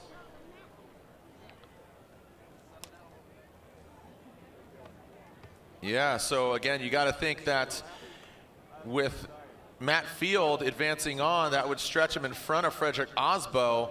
So the Toyota camp hoping that Hughes takes out Matt Field, the Beast of the Bay, our current points leader. That Falcon Tires Drift Cave Corvette. Looks like he just backed up, but then warming him, pulling up to the line. All right, here we go. Matt Field out front. Dylan Hughes in the chase position. The Beast from the Bay versus the Dozer. Field versus Hughes. Let's see how we go into that first outside zone. Matt Field, big angle from him. Keeping it precise, good proximity by Dylan Hughes. Needs to mimic the angle a little bit more concise now in that third outside zone. There goes Hughes diving in on the side of Matt Field. Now transitioning into that final outside zone. Working on Andy. Oh, look at Hughes going deep there. That overhead view, and again, we all remember, we're in Washington. Your boy is from Snoqualmie, Washington. Talk about Dylan Hughes. So he's definitely got some loudness on his side. Yeah, Dylan has really positioned himself as a very competent chase driver this season. You can see there that he's a little bit lower on angle and line at the beginning of outside zone 1, but then gets really close to Matt Field, matching his line and angle. Did a great job there. Field filled 2, did a great job on 3 as well. And Dylan there just skipped 3, but is staying in proximity. Right here, he gets in a little bit inside, but then backs the car into the zone through the majority of it. So great job there. So you can see Field all the way out to the edge of the line. And then Hughes is keeping proximity, but compromising where he has to maintain that proximity. So a little bit inside on outside zone 2, a little bit inside on outside zone 3, but does a much better job through outside zone 4. So those little compromises are what Matt Field has to eliminate in his chase run. He has to be just as close, but without making those compromises to get the advantage in the chase-to-chase comparison. Here we go, Dylan Hughes out front. Keep in mind, Dylan Hughes sitting 5th in points. Matt Field, as we said, he's got the lead. Dylan Hughes, oh, buddy! Wow, Matt Field flirting with the side of that BMW, the Royal Purple Riley Autosports Falcon Tires BMW. Now coming into that power rally, how is Matt Field going to handle this? Into that third outside zone. You can see Field dropping a formation, big angle there from Dylan Hughes. Coming to that final outside zone. Hughes and Field. Wow, stomp your feet, Evergreen. The PNW earthquake felt all the way down in the Puget Sound. Field did not give Hughes an inch at initiation the way that, oh my goodness. He inches from the right rear quarter of Hughes' car. Look at Field, right on the same line pretty much. Great proximity all the way around outside zone 1. Field did a much better job of mimicking the line through 2, but didn't fill zone 3 as well as Hughes did. Coming around outside zone 4, Field did pretty much the same job as Hughes did in his chase position around outside zone 4. I think it's going to come down to which driver made the bigger compromises, Jared. And looking at, lead to lead, there may be a fairly similar run from both drivers. I think it's going to come down to the chase position, where one driver I feel made more compromises in that chase position than the other one did. So we're going to see what the other judges have to say here. I don't want to give too much of my opinion here. Yeah, don't allude too much. But to I your think that's what it's going to come direction. down to: chase compromises. All right, here we go. The BC Racing go for gold side by side. Again, you get Matt Field leading on the left, Dylan Hughes leading on the right. And what you're looking at here is line and proximity. So how well was the line being adhered to by that chase car? How well was that lead car doing in terms of positioning throughout the course as well? It looked like both lead drivers did pretty well in the majority of the zones, getting their tires to the edge. I think that they both of these drivers understand the importance of putting down a good lead run.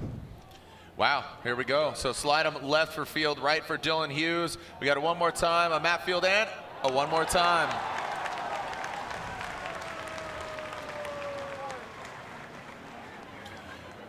All right, the fans are getting hyped. Don't shake, shake it, wiggles. Here we go. Let's throw it down to Lorette Nickel.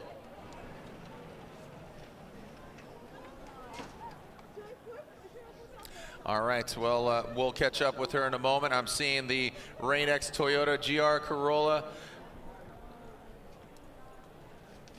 And he pulls into, oh, here we go. Oh, man, this is going to be a good one. Denofa and Tuerck. This should be insano. So, again, Denofa sitting 6th in points. Ryan Tuerck sitting 3rd in points. Two East Coast kids making a statement here in Seattle. They know each other, have capable machines, aggressive drivers. And here we go, sending cars. Chelsea Denofa will lead, and Ryan Tuerck will give chase. Denofa qualified 2nd, Tuerck down in 10th. But that's out the window now. It's all on track. Here we go, Chelsea Denofa initiates Ryan Tuerck. You can see him slowly inching his way up to the side of that Pennzoil Mustang. Great proximity there by Ryan Tuerck. Oh, and Ryan Tuerck spins. Denofa has to continue the entirety of the course. I don't think there was contact, right? Well, it looks like, did something break on the front of Tuerck's car, or no, maybe not. I did not see contact. So let's take a look at it again. Was there contact? I'm not sure. Let's watch that again. Just the way that Ryan's steering around makes me feel that there was.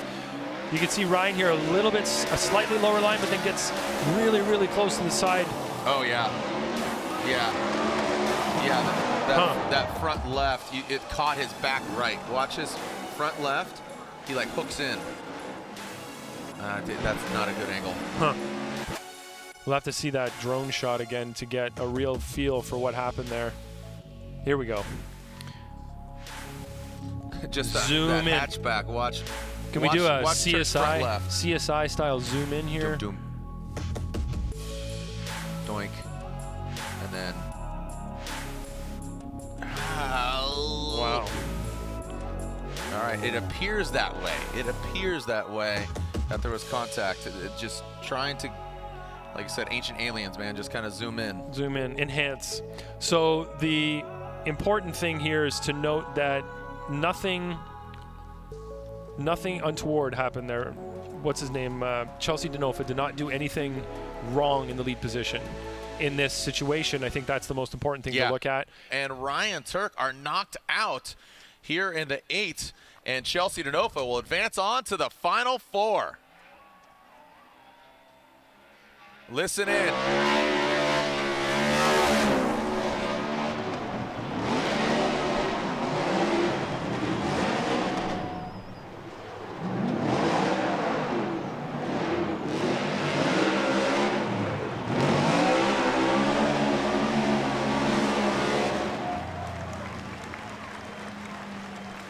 Awesome. Congratulations, Chelsea Denofa. But let's throw it down to a gentleman that's got to be over the moon right now. He's with Lorette Nickel. Lorette.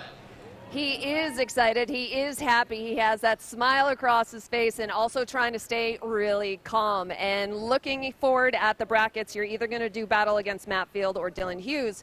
If you go against Matt Field, he has given you some advice. Leading up to this round, I talked to Matt periodically, but I called Matt. I was like, Matt, I watched you, transform into the man that you are right now, and I just want some advice on how do you get your mind right from like the crazy guy that you were when in your S14 to like very calculated driver now. And he kind of gave me some guidance, but the way I would look at it is he like unlocked a little cheat code in my head because I already had the skill, I had the car, and I'm just like, I just needed this push, and Matt gave me that push. I would love to drive with Matt right now. It'd be so much fun, and I think he would love to drive with me too. So, and if I drive with Dylan, you guys have seen me drive with Dylan before. That would be a lot of fun also. But this morning I woke up and I said, I'm going to drive for the fans today and my team because we had a horrible crash into the wall. I got kind of blinded by the light yesterday, the sun, and coming in, and so I just wanted to drive for the fans today and my team, and we're just having fun, and I'm staying focused. Love it. Well, we're going to see Dan in his first ever Final Four battle. Jared. Thank you, Lorette. And blinded by the light, the sun. I love that. Yeah, the big ball of fire in the sky. Dan and his wife and just their whole team, their family. That's what it is. They're an awesome team. So, all right, here we go. Chris the Force Forsberg versus Full Pole Taylor Hull. We got the all-new Nissan Z, the NOS energy drink, Nissan Z on GT radial tires. He is going against Taylor Hull in that Comp Cams Edelbrock Yellow Speed Racing Wild Willie's beard products. Let's see what we got here between Forsberg and Hull. Forsberg initiates, big angle from him, that all-new Z. Taylor Hull needs to get a little height, and it seems that Forsberg puts it to the, he does not get out to that second outside zone, and Taylor Hull, a big correction there. Straightens out in that power rally. Now comes into that final outside zone. You got to think mental space. Where are they at? The sun is setting. They've driven a lot. I mean, we've seen a lot of them more times. What's going through their mind? What's going through their mind? Yeah. Stay close and drive hard. Right. Good initiation. You can see Taylor Hull a little bit lower angle. The line is a little bit lower there as well. He drops even lower here at the end of outside zone 1. Forsberg's doing a great job on outside zone 1. Misses outside zone number 2. And right there, Hull straightens up. He was on a tight line through outside zone 2 area. Forsberg was on a tight line as well, though. So in the chase position there, he made that correction. I don't think anything bad happened from what we see from Forsberg's side of things other than being offline. All right, let's alternate the order here. Taylor Hull will now lead in that Corvette. Coming to us from Georgia, Chris Forsberg in the all-new Nissan Z. Taylor Hull through that start chicane, no cones were hit. Getting that eye in the sky view, the bird's eye view. Oh, buddy. Taylor Hull initiates. You see Chris Forsberg get close, has to back off. And now Taylor Hull maintains the height on the bank.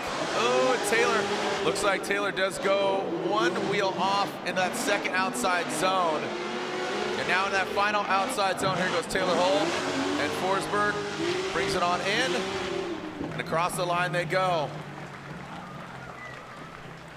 Taylor Hull, you saw him on initiation. He got higher towards the latter portion there. He did exceed that track line. Looked like just one tire, brought it back on track, but Forsberg was right there. On initiation, it looked like Hull may have had the same problem he did on his previous lead run, where he got the car to angle and then has lower angle there at first, a bit of a bobble, and you can see Chris sort of corrected behind him. Didn't expect that to happen in front of him. And then, like you said, right there, Hull goes off before the zone. Chris follows him into that area, as he should. Did a great job there.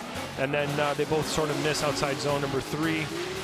Good job on 4, though. So a couple of mistakes here and there from both drivers. Well, we have already 2 vehicles in the final 4, Dan Burkett and Chelsea Denofa. Neither of them have got the win this year. And there we go. Chris Forsberg gets the win. And he advances on. Chris Forsberg hasn't gotten the win either.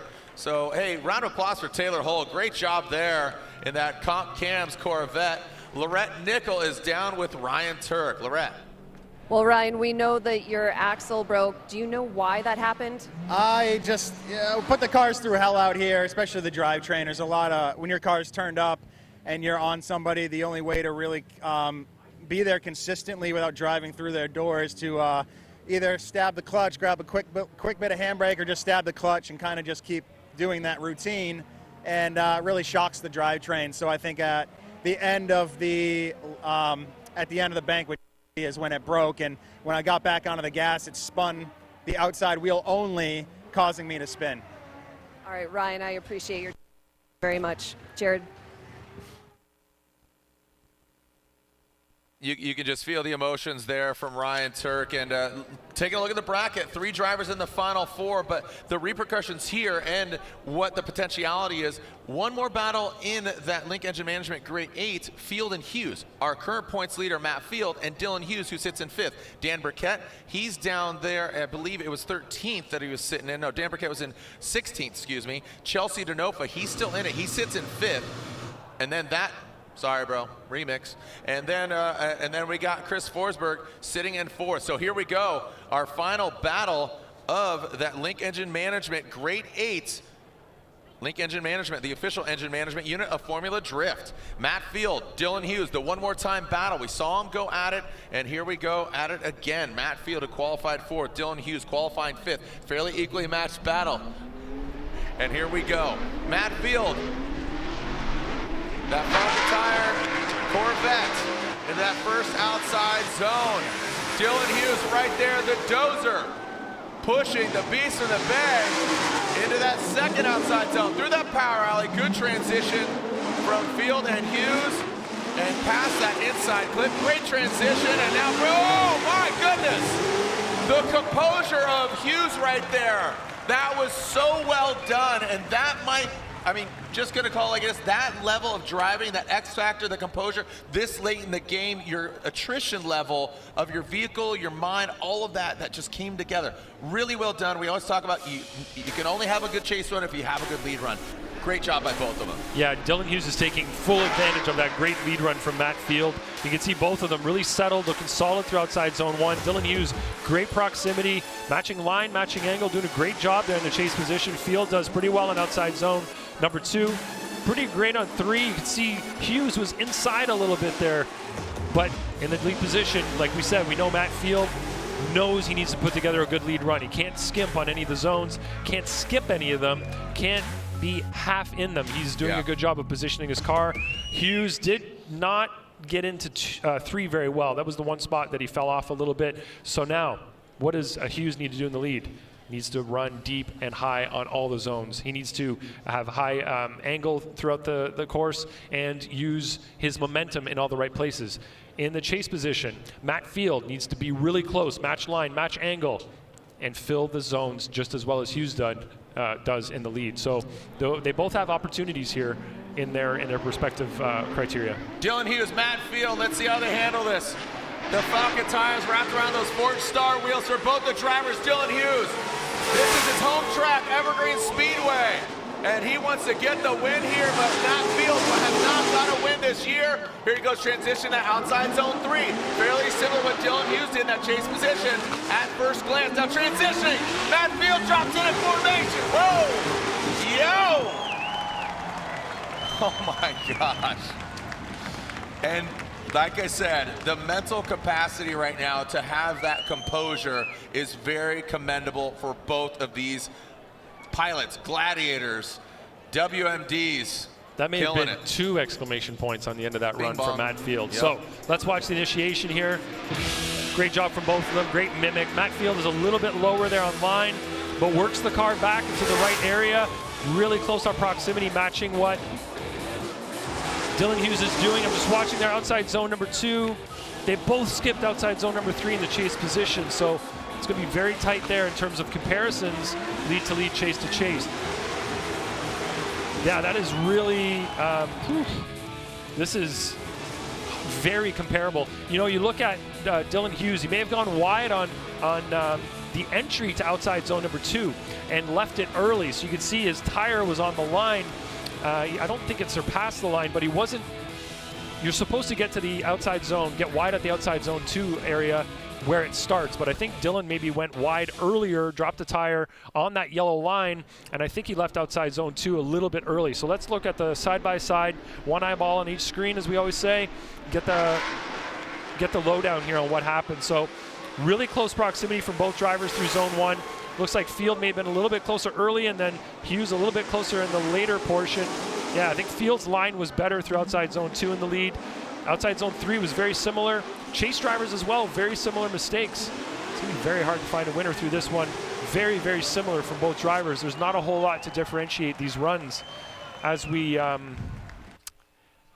try to get a winner so that we can get another driver into the top 4 here. Man, a very difficult one to absolutely.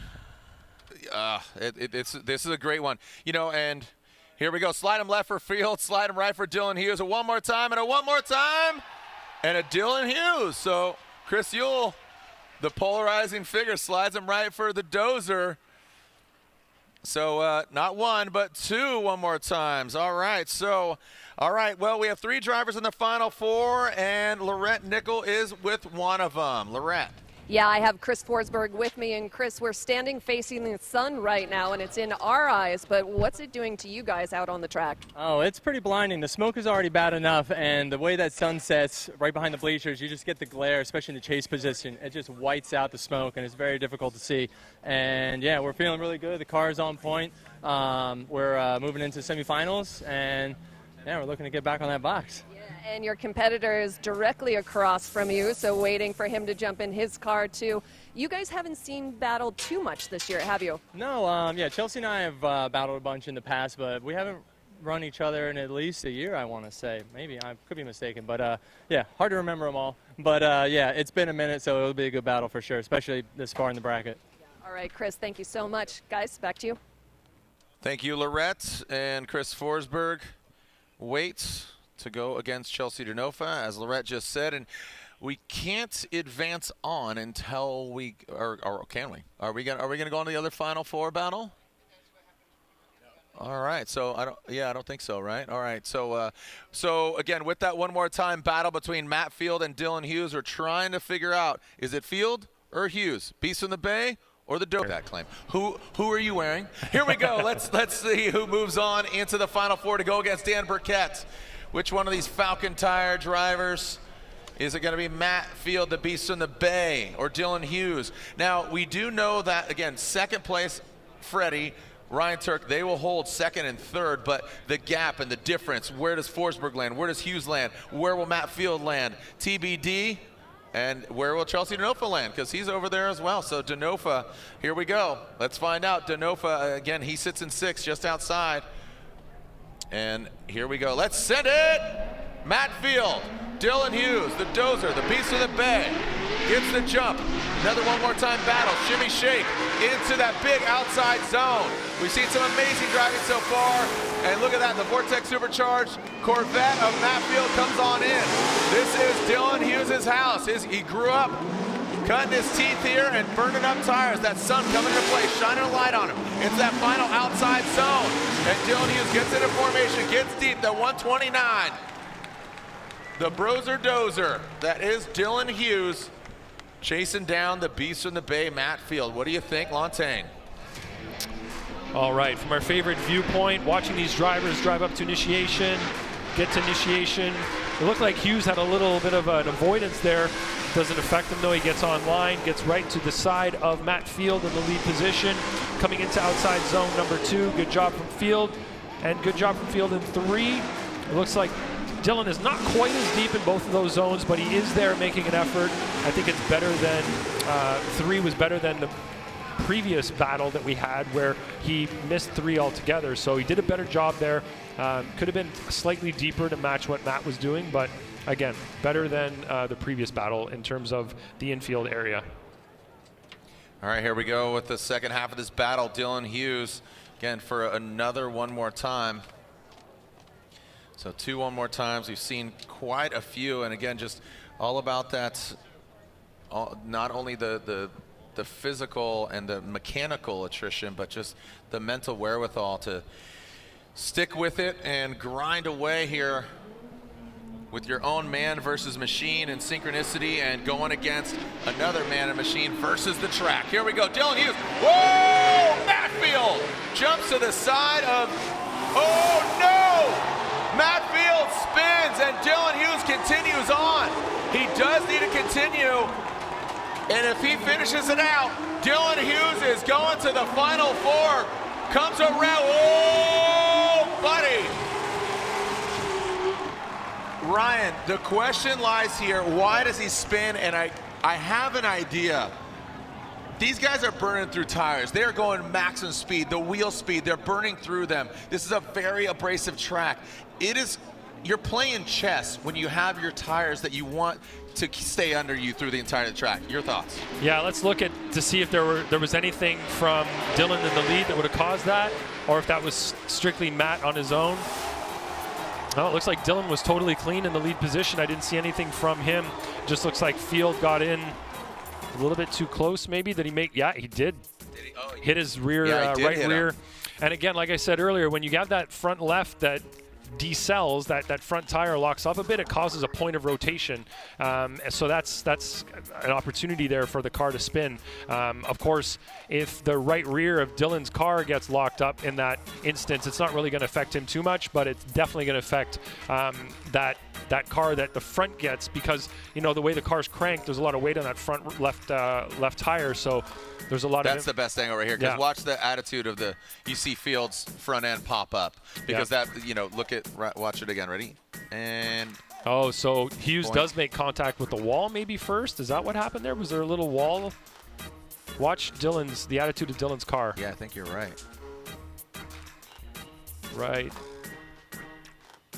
there. Yeah, you see the trunk kind of bulge up. So little wall tap from him, but you don't really see a perturbation in the car so much. So let's watch it from the sky again and really look at the forward movement of Dylan's car. Yeah, you can see that little shimmy there, and that was all it took to get the back of Dylan's car into the front of Matt's car in that instance. Yeah, again, with that naked eye, it looked like he just spun, and that would have been really weird. But just that slight little glance.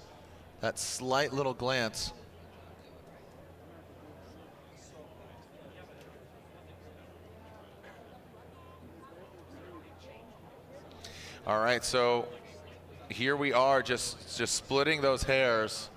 You could see that scratch. That's on the back right. Wow. So Dylan Hughes, Matt Field, again, there was contact. There was contact. You could see that back left corner. So here's another good angle here. So Dylan, see him. Yeah. Oh yeah. Look at that. And Field goes into the wall. So Field too. is a mere foot away from Dylan. What is Field to do in that position? Yeah, this fault is the fault. Whoever's deemed at fault here, and this might be. And there it is.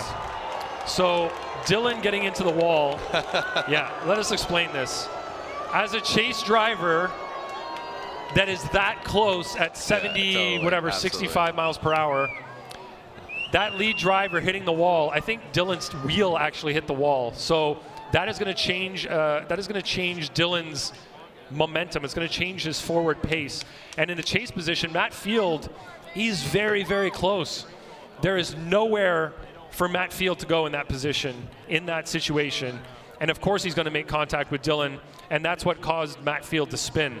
So the lead driver, we have told the lead drivers. I think this is really telling. Yeah, we told the lead drivers we don't want them to use the wall as a bumper to keep them on the track. And you can see Dylan goes so deep here that it straightens his car out just a little bit. And Matt Field in a chase position is very, very close on throttle. Matt Field cannot lift off throttle there quickly enough because it happens so fast that as he's following Dylan, Dylan gets into the wall. Where's Matt to go in that situation? So that's why the call was made that way. You have to put a lot of responsibility on that lead driver. The lead driver is supposed to not get into the wall deep like that. All right, so Matt Field advances on, and the hometown crowd obviously supporting. There's Snoqualmie, Washington's own Dylan Hughes. A great effort, but getting in the wall after two one more times. Let's go to the other side of the Final Four bracket. We got 4 drivers in the Final Four. Hey, round of applause for your driver, Dylan Hughes. The Type S Final Four is set.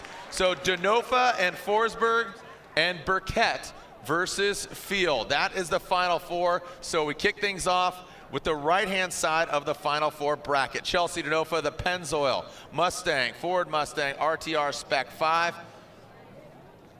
On Nitto Tires going against Chris the Force Forsberg and the NOS Energy Drink, GT Radial, all new Z.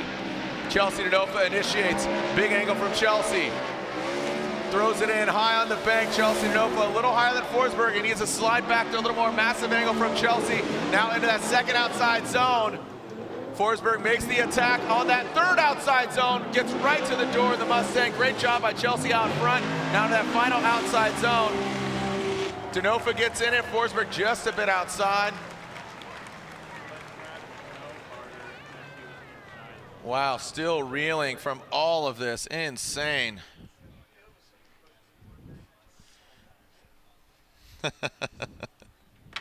All right, so here we go. Let's take a look at this.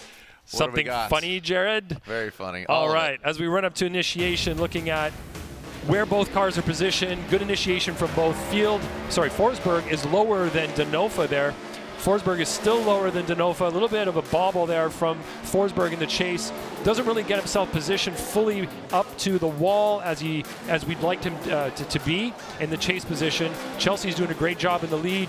Forsberg misses zone 2 and 3 in the chase position. So that's going to be a little bit of a detriment to Chris there, and it's going to give Chelsea an opportunity when he goes into the chase position to better in that area as he chases Forsberg. All right, now Forsberg will lead Denofa, giving chase.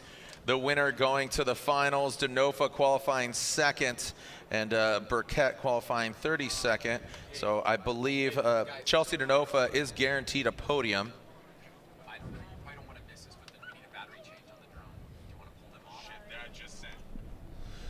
All right.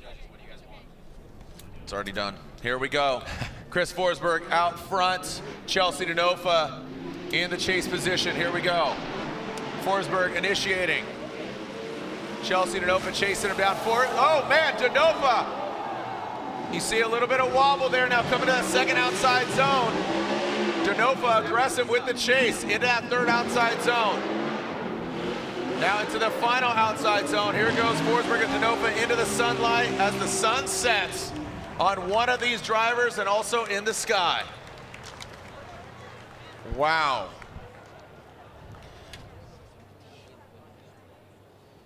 Let's check the cameras. Let's roll it back. All right, this is an important one to watch here. Looking at where Chelsea is compared to Forsberg, looks like Chelsea's a little bit higher than Forsberg was on his chase. Forsberg, that was a little bobble from him, and then followed by one from Chelsea. Chelsea got into the side of Forsberg, it looks like right there. So we're gonna have to look at what was happening in that situation. Was it caused by Forsberg, or was it Chelsea being a little overzealous in that area? Hard to tell quickly there, but let's watch it again. Watching as they come through on this camera. Wow, look at that. Just dragging the bumper around outside zone 1. A lot of rubber particulate flying up there, Jared. All right, so from the different view here, yeah, Chelsea definitely, was that a wheel-to-wheel contact there? Sort of looked like the way Chelsea's car moved as he got into the side of Forsberg's car. Yeah, so again, taking a look at this, you know, thinking about just the results of Long Beach, you know, you had Tuerck, Atlanta, so yeah, go ahead, just elaborate. I'm just looking at the diversity here. Looking again at the forward motion of both cars, making sure that there was nothing. Yeah, looks like Chelsea was just being aggressive there.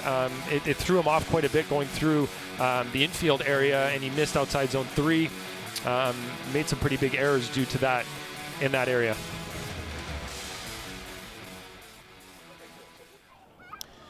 So we will have a different winner at this round because Burkett, Field, Denofa, and Forsberg, none of them have won a round this year. So just shaking things up quite a bit. But again, Field, with that points lead, has yet to have a win. Forsberg did get second place in Atlanta. We did see Denofa on the podium. But as far as a win goes, we have yet to see that. So, all right. Taking a look at from different angles. So Chelsea Denofa is guaranteed a podium. So look at the windshield on, yeah, right there. So there was a decel from Forsberg in the lead position, and that is not a decel area right there. It was a great catch from Chris Uhl, one of our judges. He noticed that there was a decel light that popped on from Chris Forsberg. In the briefing, we've got, yeah, here you go. This is the decel map that we have. There is no decel in that area. So if the lead driver or any driver decels so aggressively that the decel light comes on, that is an indication that they have aggressively deceled. That's what these red zones are for, the aggressive decel. Minimal. It's only going into outside zone 3 and right on initiation. Exactly. So where that decel light came on, you can see it here on the replay. Watch Forsberg's top of the windshield there. Do you see that light flash? And then watch see right there. Watch the windshield. We're going to go slow motion for you. Right there. Forsberg's light comes on, and there should be no light coming on here. That means that he's decelled very aggressively. And then in the chase, watch Chelsea's light come on as he tries to correct in the chase position. So that's clearly an error from Chris Forsberg that caused those errors from Chelsea Denofa to occur in the chase. So great catch from Chris, and that's what those lights are for. And it definitely helps out in situations like this, as we don't want drivers decelling where they're not supposed to. Because we want to have close battles, we want the chase drivers to be confident knowing that if they're really close, that lead driver decels where they're not supposed to, they won't be held at fault for that lead driver's error. All right, well, Chris Forsberg is guaranteed a podium because he qualified third. Let's throw it down to Lorette Nickel, who's with Matt Field. Well, Matt Field is getting geared up right now, and your point of view with that contact with Dylan, what happened? I was locked in, and there was basically no room between us. So the second he tapped the wall, it totally feels like he hits me. You guys got to remember, we're inches away doing 80 miles an hour around the bank, so it feels huge. I watched the replay. It doesn't look huge, but I'm glad that the judges caught it because that's exactly what happened. He bounced off the wall, and basically his rear wheel hit mine and immediately put me into a spin. So I'm glad they saw it this way. It's pretty rare, and it's a tough call for them to make, so I appreciate them taking the time to really dissect it and look at it. Okay, Matt Field getting ready, guys, heading out to battle. All right, you know, again, the judges, Chris Uhl, Brian Eggert, Ryan Lontaine, it's a very difficult job because at the end of the day, you have to choose a winner, and with that, there is a loser. So, you know, that's just as brash as it is, and you know, it went the way of Matt Field. So again, that's just how it goes. So Matt Field gets. He's obviously going to go against Dan Burkett, but Chelsea Denofa, he goes to the final, so Denofa's going against either Dan Burkett or Matt Field. Chris Forsberg will get that final podium spot because he qualified third as Dylan Hughes.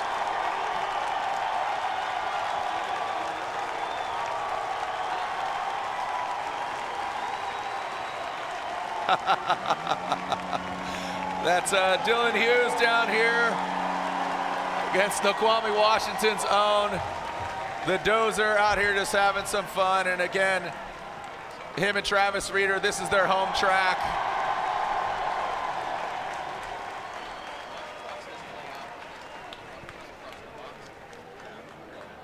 And again, the crowd erupts supporting their own driver, Dylan the Dozer Hughes. All right, so that is eyes on Matt Field. We'll pull him up to the line. Just a lot of emotion running deep here today, and what I contribute that to is just we are here in Pacific Northwest, some of the best fans in the biz. We've been coming here since '06, so that all contributes. We just saw Matt Field battle Dylan Hughes, and we saw Matt spin. The call went to Matt, and now your spotter, your dad, Chris, is forming a protest. Can you tell us what the basis of that is? So it sounds like, I mean, honestly, I haven't even really seen it yet, but it sounds like they were talking about Matt was spinning before what I did didn't affect him, right? So that's kind of what we're thinking. But like I said, they're going up there and talking about it right now. But honestly, like, can we just talk about how fun that was? Like, that was the sickest couple of battles. Like running each other's doors for the 2 one more time battles was absolutely epic. So, like, honestly, whatever happens, like, I'm still super stoked. And I rode the 110 out there literally for no reason, just to go, and I don't know why, but it seemed like the right thing to do at the time. And I don't know, I'm just stoked. If it goes our way, great. And if it doesn't, then I still had a great time. So either way, I'm just out here having fun. Love the PNW. Thank you to the Washington fans, and thanks everyone for watching. And hope you guys enjoyed the show, because that was a blast inside the car. Yeah, and how happy are you with your driving? Because all of the fans in the crowd, you can hear them. We're pretty far away from them, but they are getting loud for you. So how happy are you with your driving? I just love it. That's what we're here for. We're here to put on a show for everybody and make sure everybody feels like they're getting their money's worth out of their tickets. So I appreciate everybody coming out again, and I feel like my driving is getting to the next level. We just went 2 one more times with the points leader, and we're sitting still in 5th right now. As far as I know, whatever happens, I don't know. We might move up or down or whatever, but yeah, stoked on my driving, stoked on the car, stoked on the crew this weekend. We did like a nice little kickflip with the car earlier, and that was interesting. So, yeah, I don't know. I got nothing to be bummed about. I'm stoked. So, yeah, it's all good. Dylan Hughes, thank you so much. Jared, back to you. Thank you so much, Lorette. And again, the fans absolutely erupting for Dylan Hughes. And, you know, and again, you know, talking to both Dylan Hughes and Matt, that seems to be the attitude, you know, just like put on a good show, have good driving. They're all excited. So we've you and the judges, Ryan Lontaine, elaborate on what the protest was and what you analyzed and what the verdict is. Yes, the protest stated that at initiation, Matt Field touched so his front left tire touched the side of Dylan's car, which caused Dylan to go a little bit wide, and that's what put Dylan into the wall.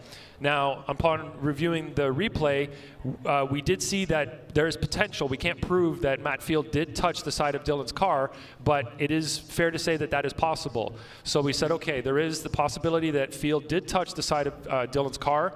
So then we looked at the drone view from overhead, and we noticed that Dylan was on the brakes right after initiation. Dylan got on the brakes, so he's definitely on throttle. So you can probably see it from this view. Dylan's on the throttle, yes, but he's also left foot braking at that time, just before Matt Field makes contact. And see the brake right there, and then there's the contact, and then the secondary contact happens. So yes, potentially Matt Field made contact, but Dylan was on the brakes at the time, so we can't blame Matt Field for that, because it looks like Dylan was on the left foot brake, which could have slowed him down in that area as opposed to being on throttle and carrying momentum through there. So we're going to have to deny the protest. It was a valid protest. We took it, we read it, but we're not going to go forward with giving him the win based on that. The call's not reversed. The call's not reversed. The call is going to stay as is. There wasn't enough evidence to dictate that A caused B, therefore this caused, you know, all of the repercussions there. Exactly. So. And there's Dylan Hughes, Forged Star wheels with the Falcon tires, chewed up, used and abused, taking a licking and keeping on ticking, man. So you could see just banged up, battered, and bruised, but continue on turning. The wheels in the sky keep on turning. So, yep. All right, so where we're at, we have, again, Chelsea Denofa waits. He's in the finals. The Type S top 4, the other side of it, Matt Field is awarded that win. Goes against Dan Burkett, who is in the best position he's ever been in Formula Drift history, and he's going against the points leader, and a cone was hit. Cone hit. So that'll be strike 1, 3 strikes and you're out. So cone was hit by Matt Field.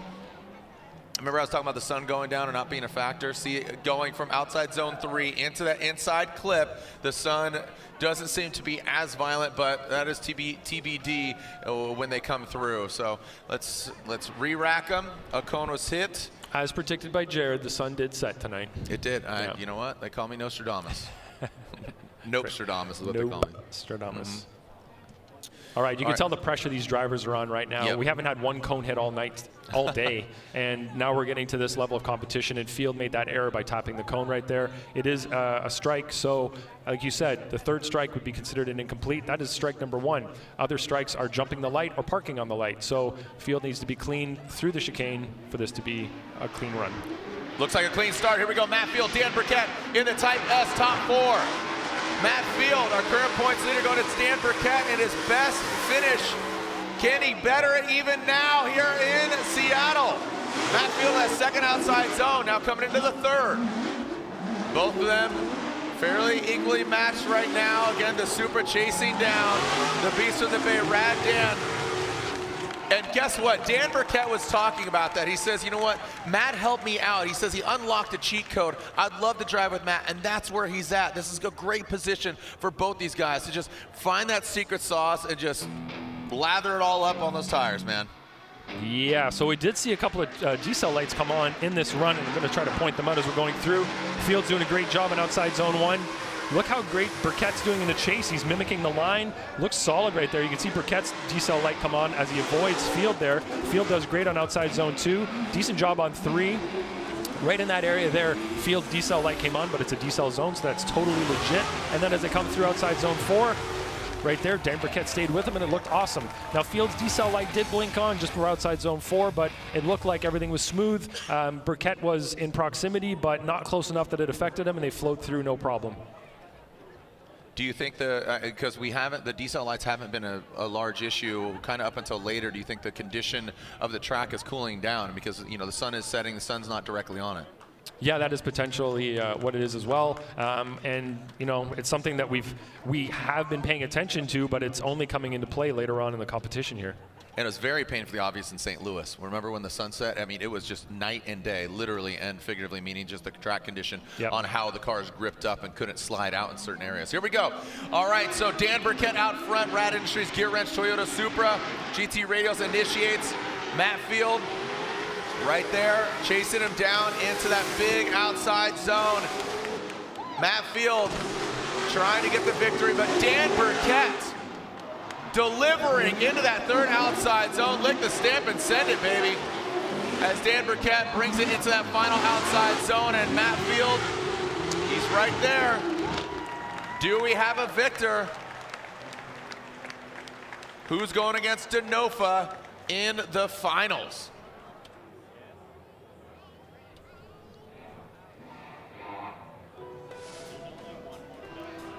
As they come up to initiation, they're looking pretty close together there. Great initiation from both drivers. Burkett, nice high line through outside zone 1. Field's right there, matching the line, matching the angle. A little bit of movement from both cars, but overall looking really solid in the lead and chase positions. Burkett, good job on 2. A little off of 3, and Field's following him exactly where he needs to go. Coming through inside clip 1. Decent job from Field in the chase position there, and he gets himself in the right in the pocket there through outside zone 4 as well.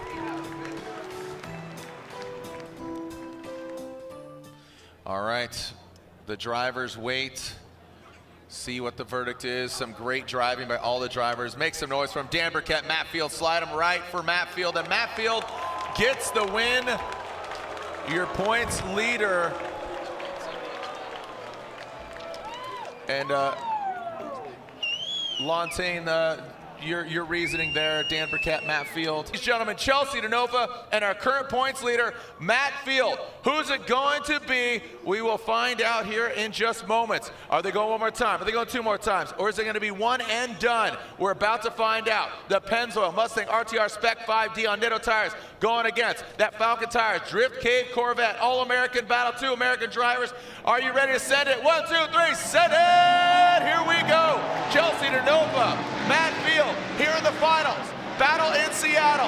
Chelsea Denofa, big angle here. Massive angle. Matt Field trying to catch up. About a car length back. Big smoke coming out those Nitto tires. Matt Field applying the pressure in that second outside zone. The purple Type S lights. Matt Field narrowly gets past. Was there contact? Yes. Once, twice, 3 times for sure. Finishing out that run. Chelsea Denofa, Matt Field. You asked for it, you got it. You paid for the whole seat, but you only used the edge, baby! Wow, that was exciting.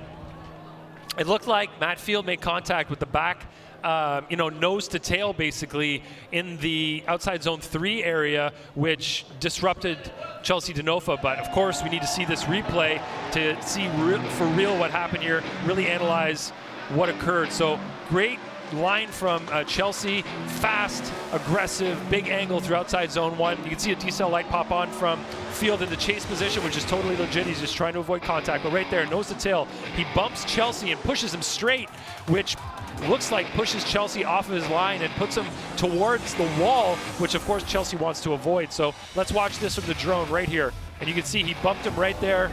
Chelsea at that point, it disrupts his line.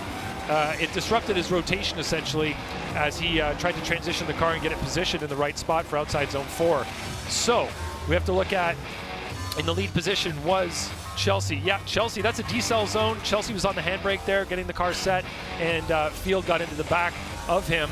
So let's watch it again from the drone. Of course, this is going to tell us everything we need to know. Field's on a little bit of a tighter line there, loses angle as he comes through to outside zone 2. There, bumps him as Chelsea is transitioning for outside zone number 3. Yeah, that truth serum, that eye in the sky is so telling. It's such a great tool to analyze what's going on here. Yeah, so that's going to be an incomplete from Matt Field in that situation. We have all put the.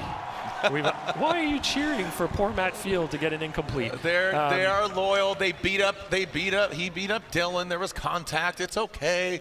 So in this situation, hug it out. We're all one big happy drift family, right? Make some noise. You better be, or I will slide in those DMs and say, "Good day, sir. Thank you for being a fan." Yes, so in this situation, Field is given an incomplete. That means Chelsea gets to look at his car without using a competition timeout. Now, if Field wants to look at his car, he will have to call a competition timeout. And now, so the repercussions of the contact, right? Yeah, so that is an incomplete. The run ends at that point. You can see that Chelsea continued on, but clearly both of them had stopped drifting at that point. So that gives Matt Field a big disadvantage here as he goes into the next run of this battle. Now, Matt's going to be leading. He is going to have to run an absolute perfect lead run and hope that in the chase position, Chelsea also incompletes. And at that point, that would give the potential for a one more time. So at this point, Matt Field knows that. He's been in this long enough that he understands how this works, and he knows that he's at a big disadvantage right now. So the only thing he can hope for is for an error from Chelsea, but he can't cause the error. Of course, he has to be the one to run a really clean, amazing lead run going forward. So as we were watching here, they're looking at Chelsea's car. Clearly, they don't know where the contact occurred on Chelsea's car.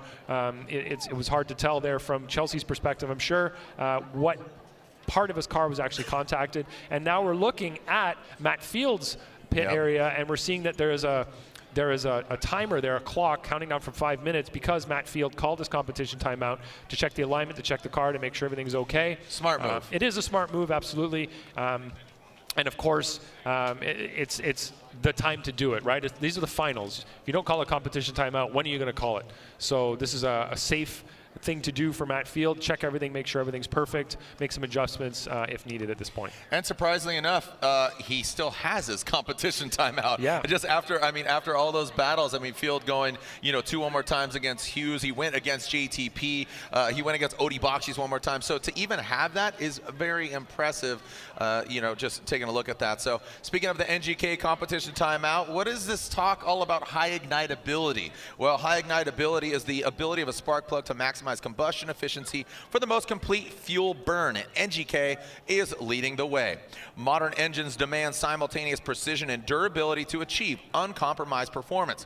Special tips, precious metals, and NGK know-how converge to create a high ignitability plug to deliver a quicker throttle response, smoother idle, and better cold starts. So, if you don't want to be left at the starting line or out in the cold, choose NGK ignitability spark plugs. They are lit.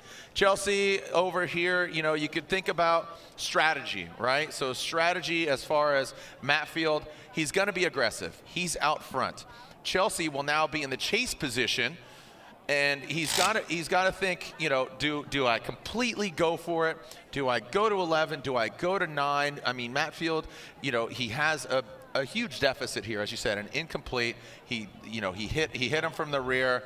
The Noto tires are being strapped on. The clock is ticking. So in just literally less than 3 minutes, we'll find out. Matt Field, Chelsea Denofa, we'll be back here. Don't go anywhere. We'll be right back. Second half of the finals.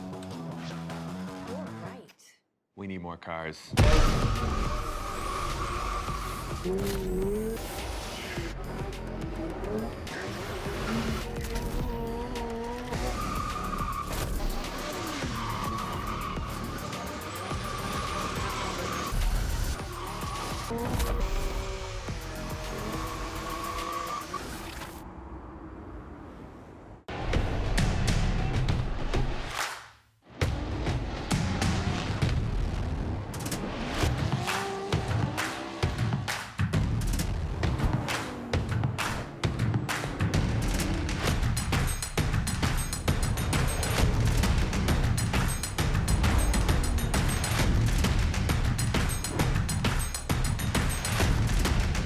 GT Radio. Experience ultra-high performance.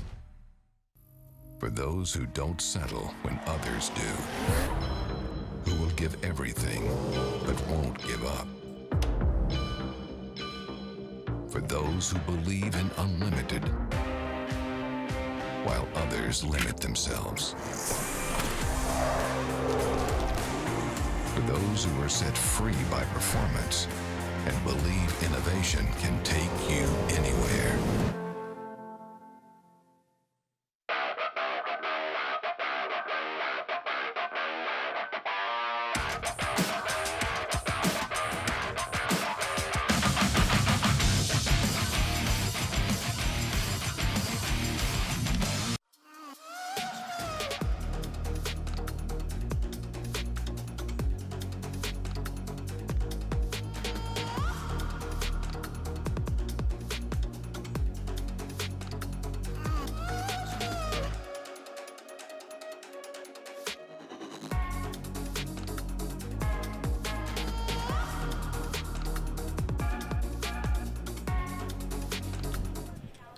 Welcome back, and we are getting the second half of this battle. Now keep in mind the second half because we just saw Chelsea Denofa lead, right? So Chelsea Denofa, who qualified really well, he qualified second, and Matt Field a bit lower there. I believe he qualified, what was it, 10th? Where's my bracket here? Sorry. Fourth, Jared. Fourth, excuse me. So he No qualified problem. fourth.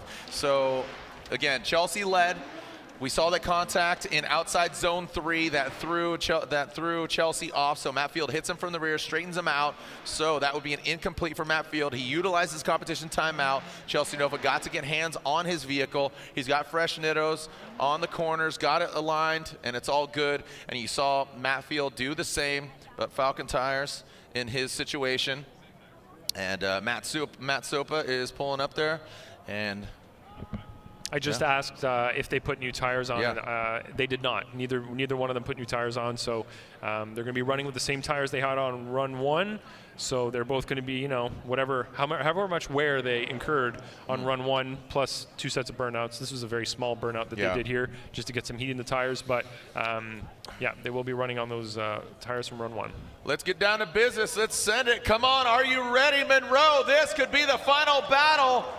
We need one heater of a run from Matt Field and Chelsea Denofa. What kind of strategy is he going to play? We will find out when those lights extinguish. Let's yell send it as loud as possible. The whole world can hear us. 1, 2, 3, send it! Here we go. Matt Field out front, Chelsea Denofa in the chase position. Again, Matt Field with that deficit, the beast of the bear, current points leader, has yet to win a round of competition, but still has the points lead. Chelsea Denofa, a couple more outside zones to get the win that he has so wanted this year. Matt Field fills outside zone 3. Chelsea Denofa playing it smart, kicks back a little bit. Matt Field brings it in. He does exactly what he needs to do, but it's not enough to offset that mistake of Matt Field. So Chelsea Denofa did exactly what he needed to do. You have to assume the outcome of this, but again, let's take a look at it after a hard-fought day. Round of applause for all our drivers. Remember, don't forget to tip your waitress. Remember, tune in for Utah if you're leaving the building, but join us over at the podium. Join us over at the podium as the party continues. And let's take a look at this.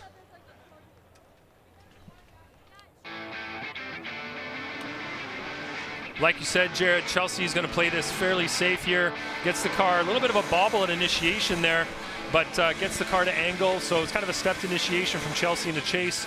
Coming up here to the end of outside zone 1.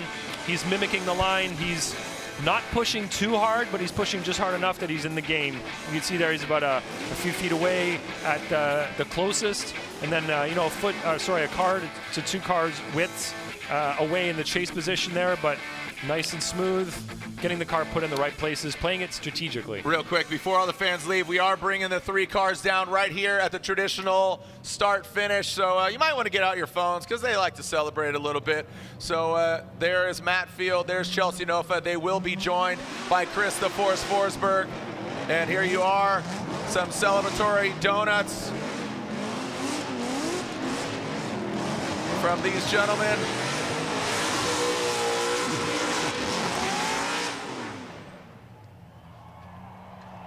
There is 1 and 2.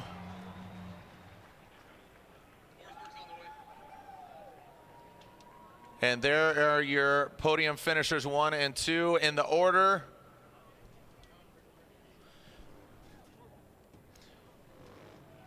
All right, here comes 3rd place as they step outside of their vehicle. Make some noise for them. Chelsea Denofa, Matt Field, the hot bikes, the pit bikes, the hot boys. An exciting day out here. Hey, did you guys have fun, Seattle? All right, coming down here, joining them, the final podium spot, 3rd place. Make some noise as he steps outside of his vehicle. There you go. There's your 1, 2, and 3. Hard-fought battle. And here we go. Round 6 of the Formula Drift Pro Championship. We deem this the throwdown. 2 more rounds left, and your points leader will stay the same. That will be Matt Field, but here's your podium finisher. It's going to come down to Irwindale. I promise you, you're going to want to follow the rest and the remainder of the season. But right now, here's your podium for round 6 of the Formula Drift Pro Championship. In 3rd place, piloting the NOS Energy Drink, all new Nissan Z. It is Chris the Force Forsberg on GT Radial tires. And now your winner here at round 6 of the Formula Drift Pro Championship. A hard-fought battle, tooth and nail, hanging with the homies, having a good time, smile on his face. An American driver, piloting an American car, here in Seattle for round 6 of the Formula Drift Pro Championship. Your winner unanimously is Chelsea Denofa gets the win in the Pennzoil Mustang RTR Spec 5D on Nitto tires. Chelsea Denofa gets the win, and with that, 2nd place goes to your points leader, pilot of that Falcon Tires Drift Cave Borla Exhaust Corvette, the gentleman that is the Beast from the Bay. 2nd place goes to Matt Field.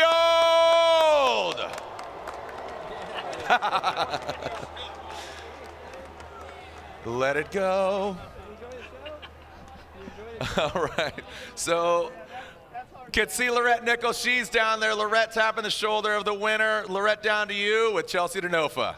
Well, Chelsea was 6th coming into this round here at Seattle. We're assuming that that's going to jump you up a couple of, moved you up to 5th officially. So you said that you just wanted to have some fun here, and it seems that that definitely paid off. Yeah, for sure. We've been chasing a championship, and I just think in my mind that's just not the way to do it for me. And it's the best to just come out and drive and have fun. I drive 3 or 4 days a week for fun and have a great time doing it. FD was starting to get a little stressful because I was putting some effort into that, trying to win the championship. And I think it's just about having fun and driving with all these fantastic drivers, and it just worked out today. Yeah, absolutely. And maybe that pressure was starting to get to you a little bit. Oh, the pressure was definitely getting to me, not maybe, for sure.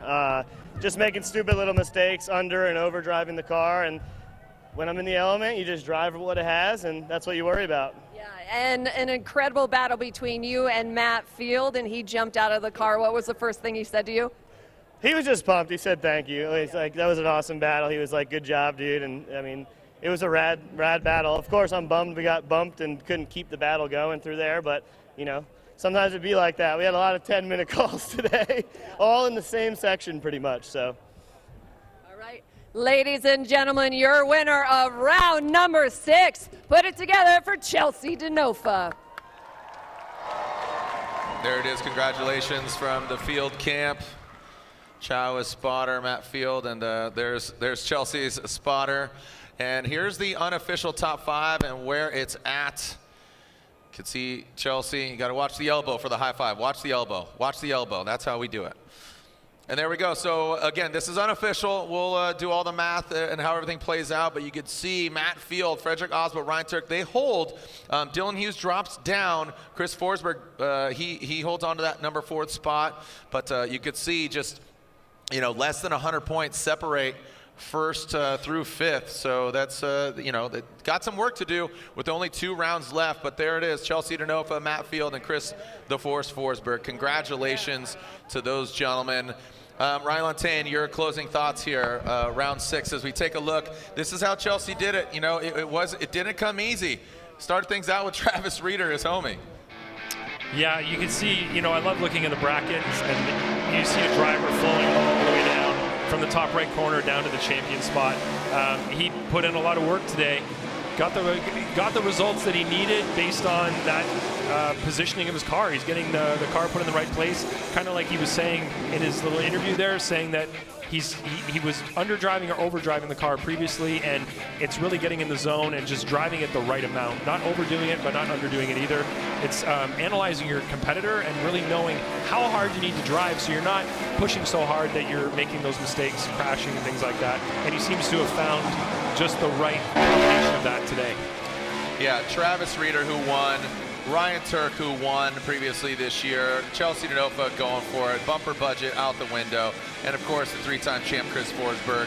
So there we have it. And he earned it, man. Just that mindset, that is so important. That's such a pivotal part of sports, of motorsports, of all of it. It's just an accumulation of just all these certain elements coming together.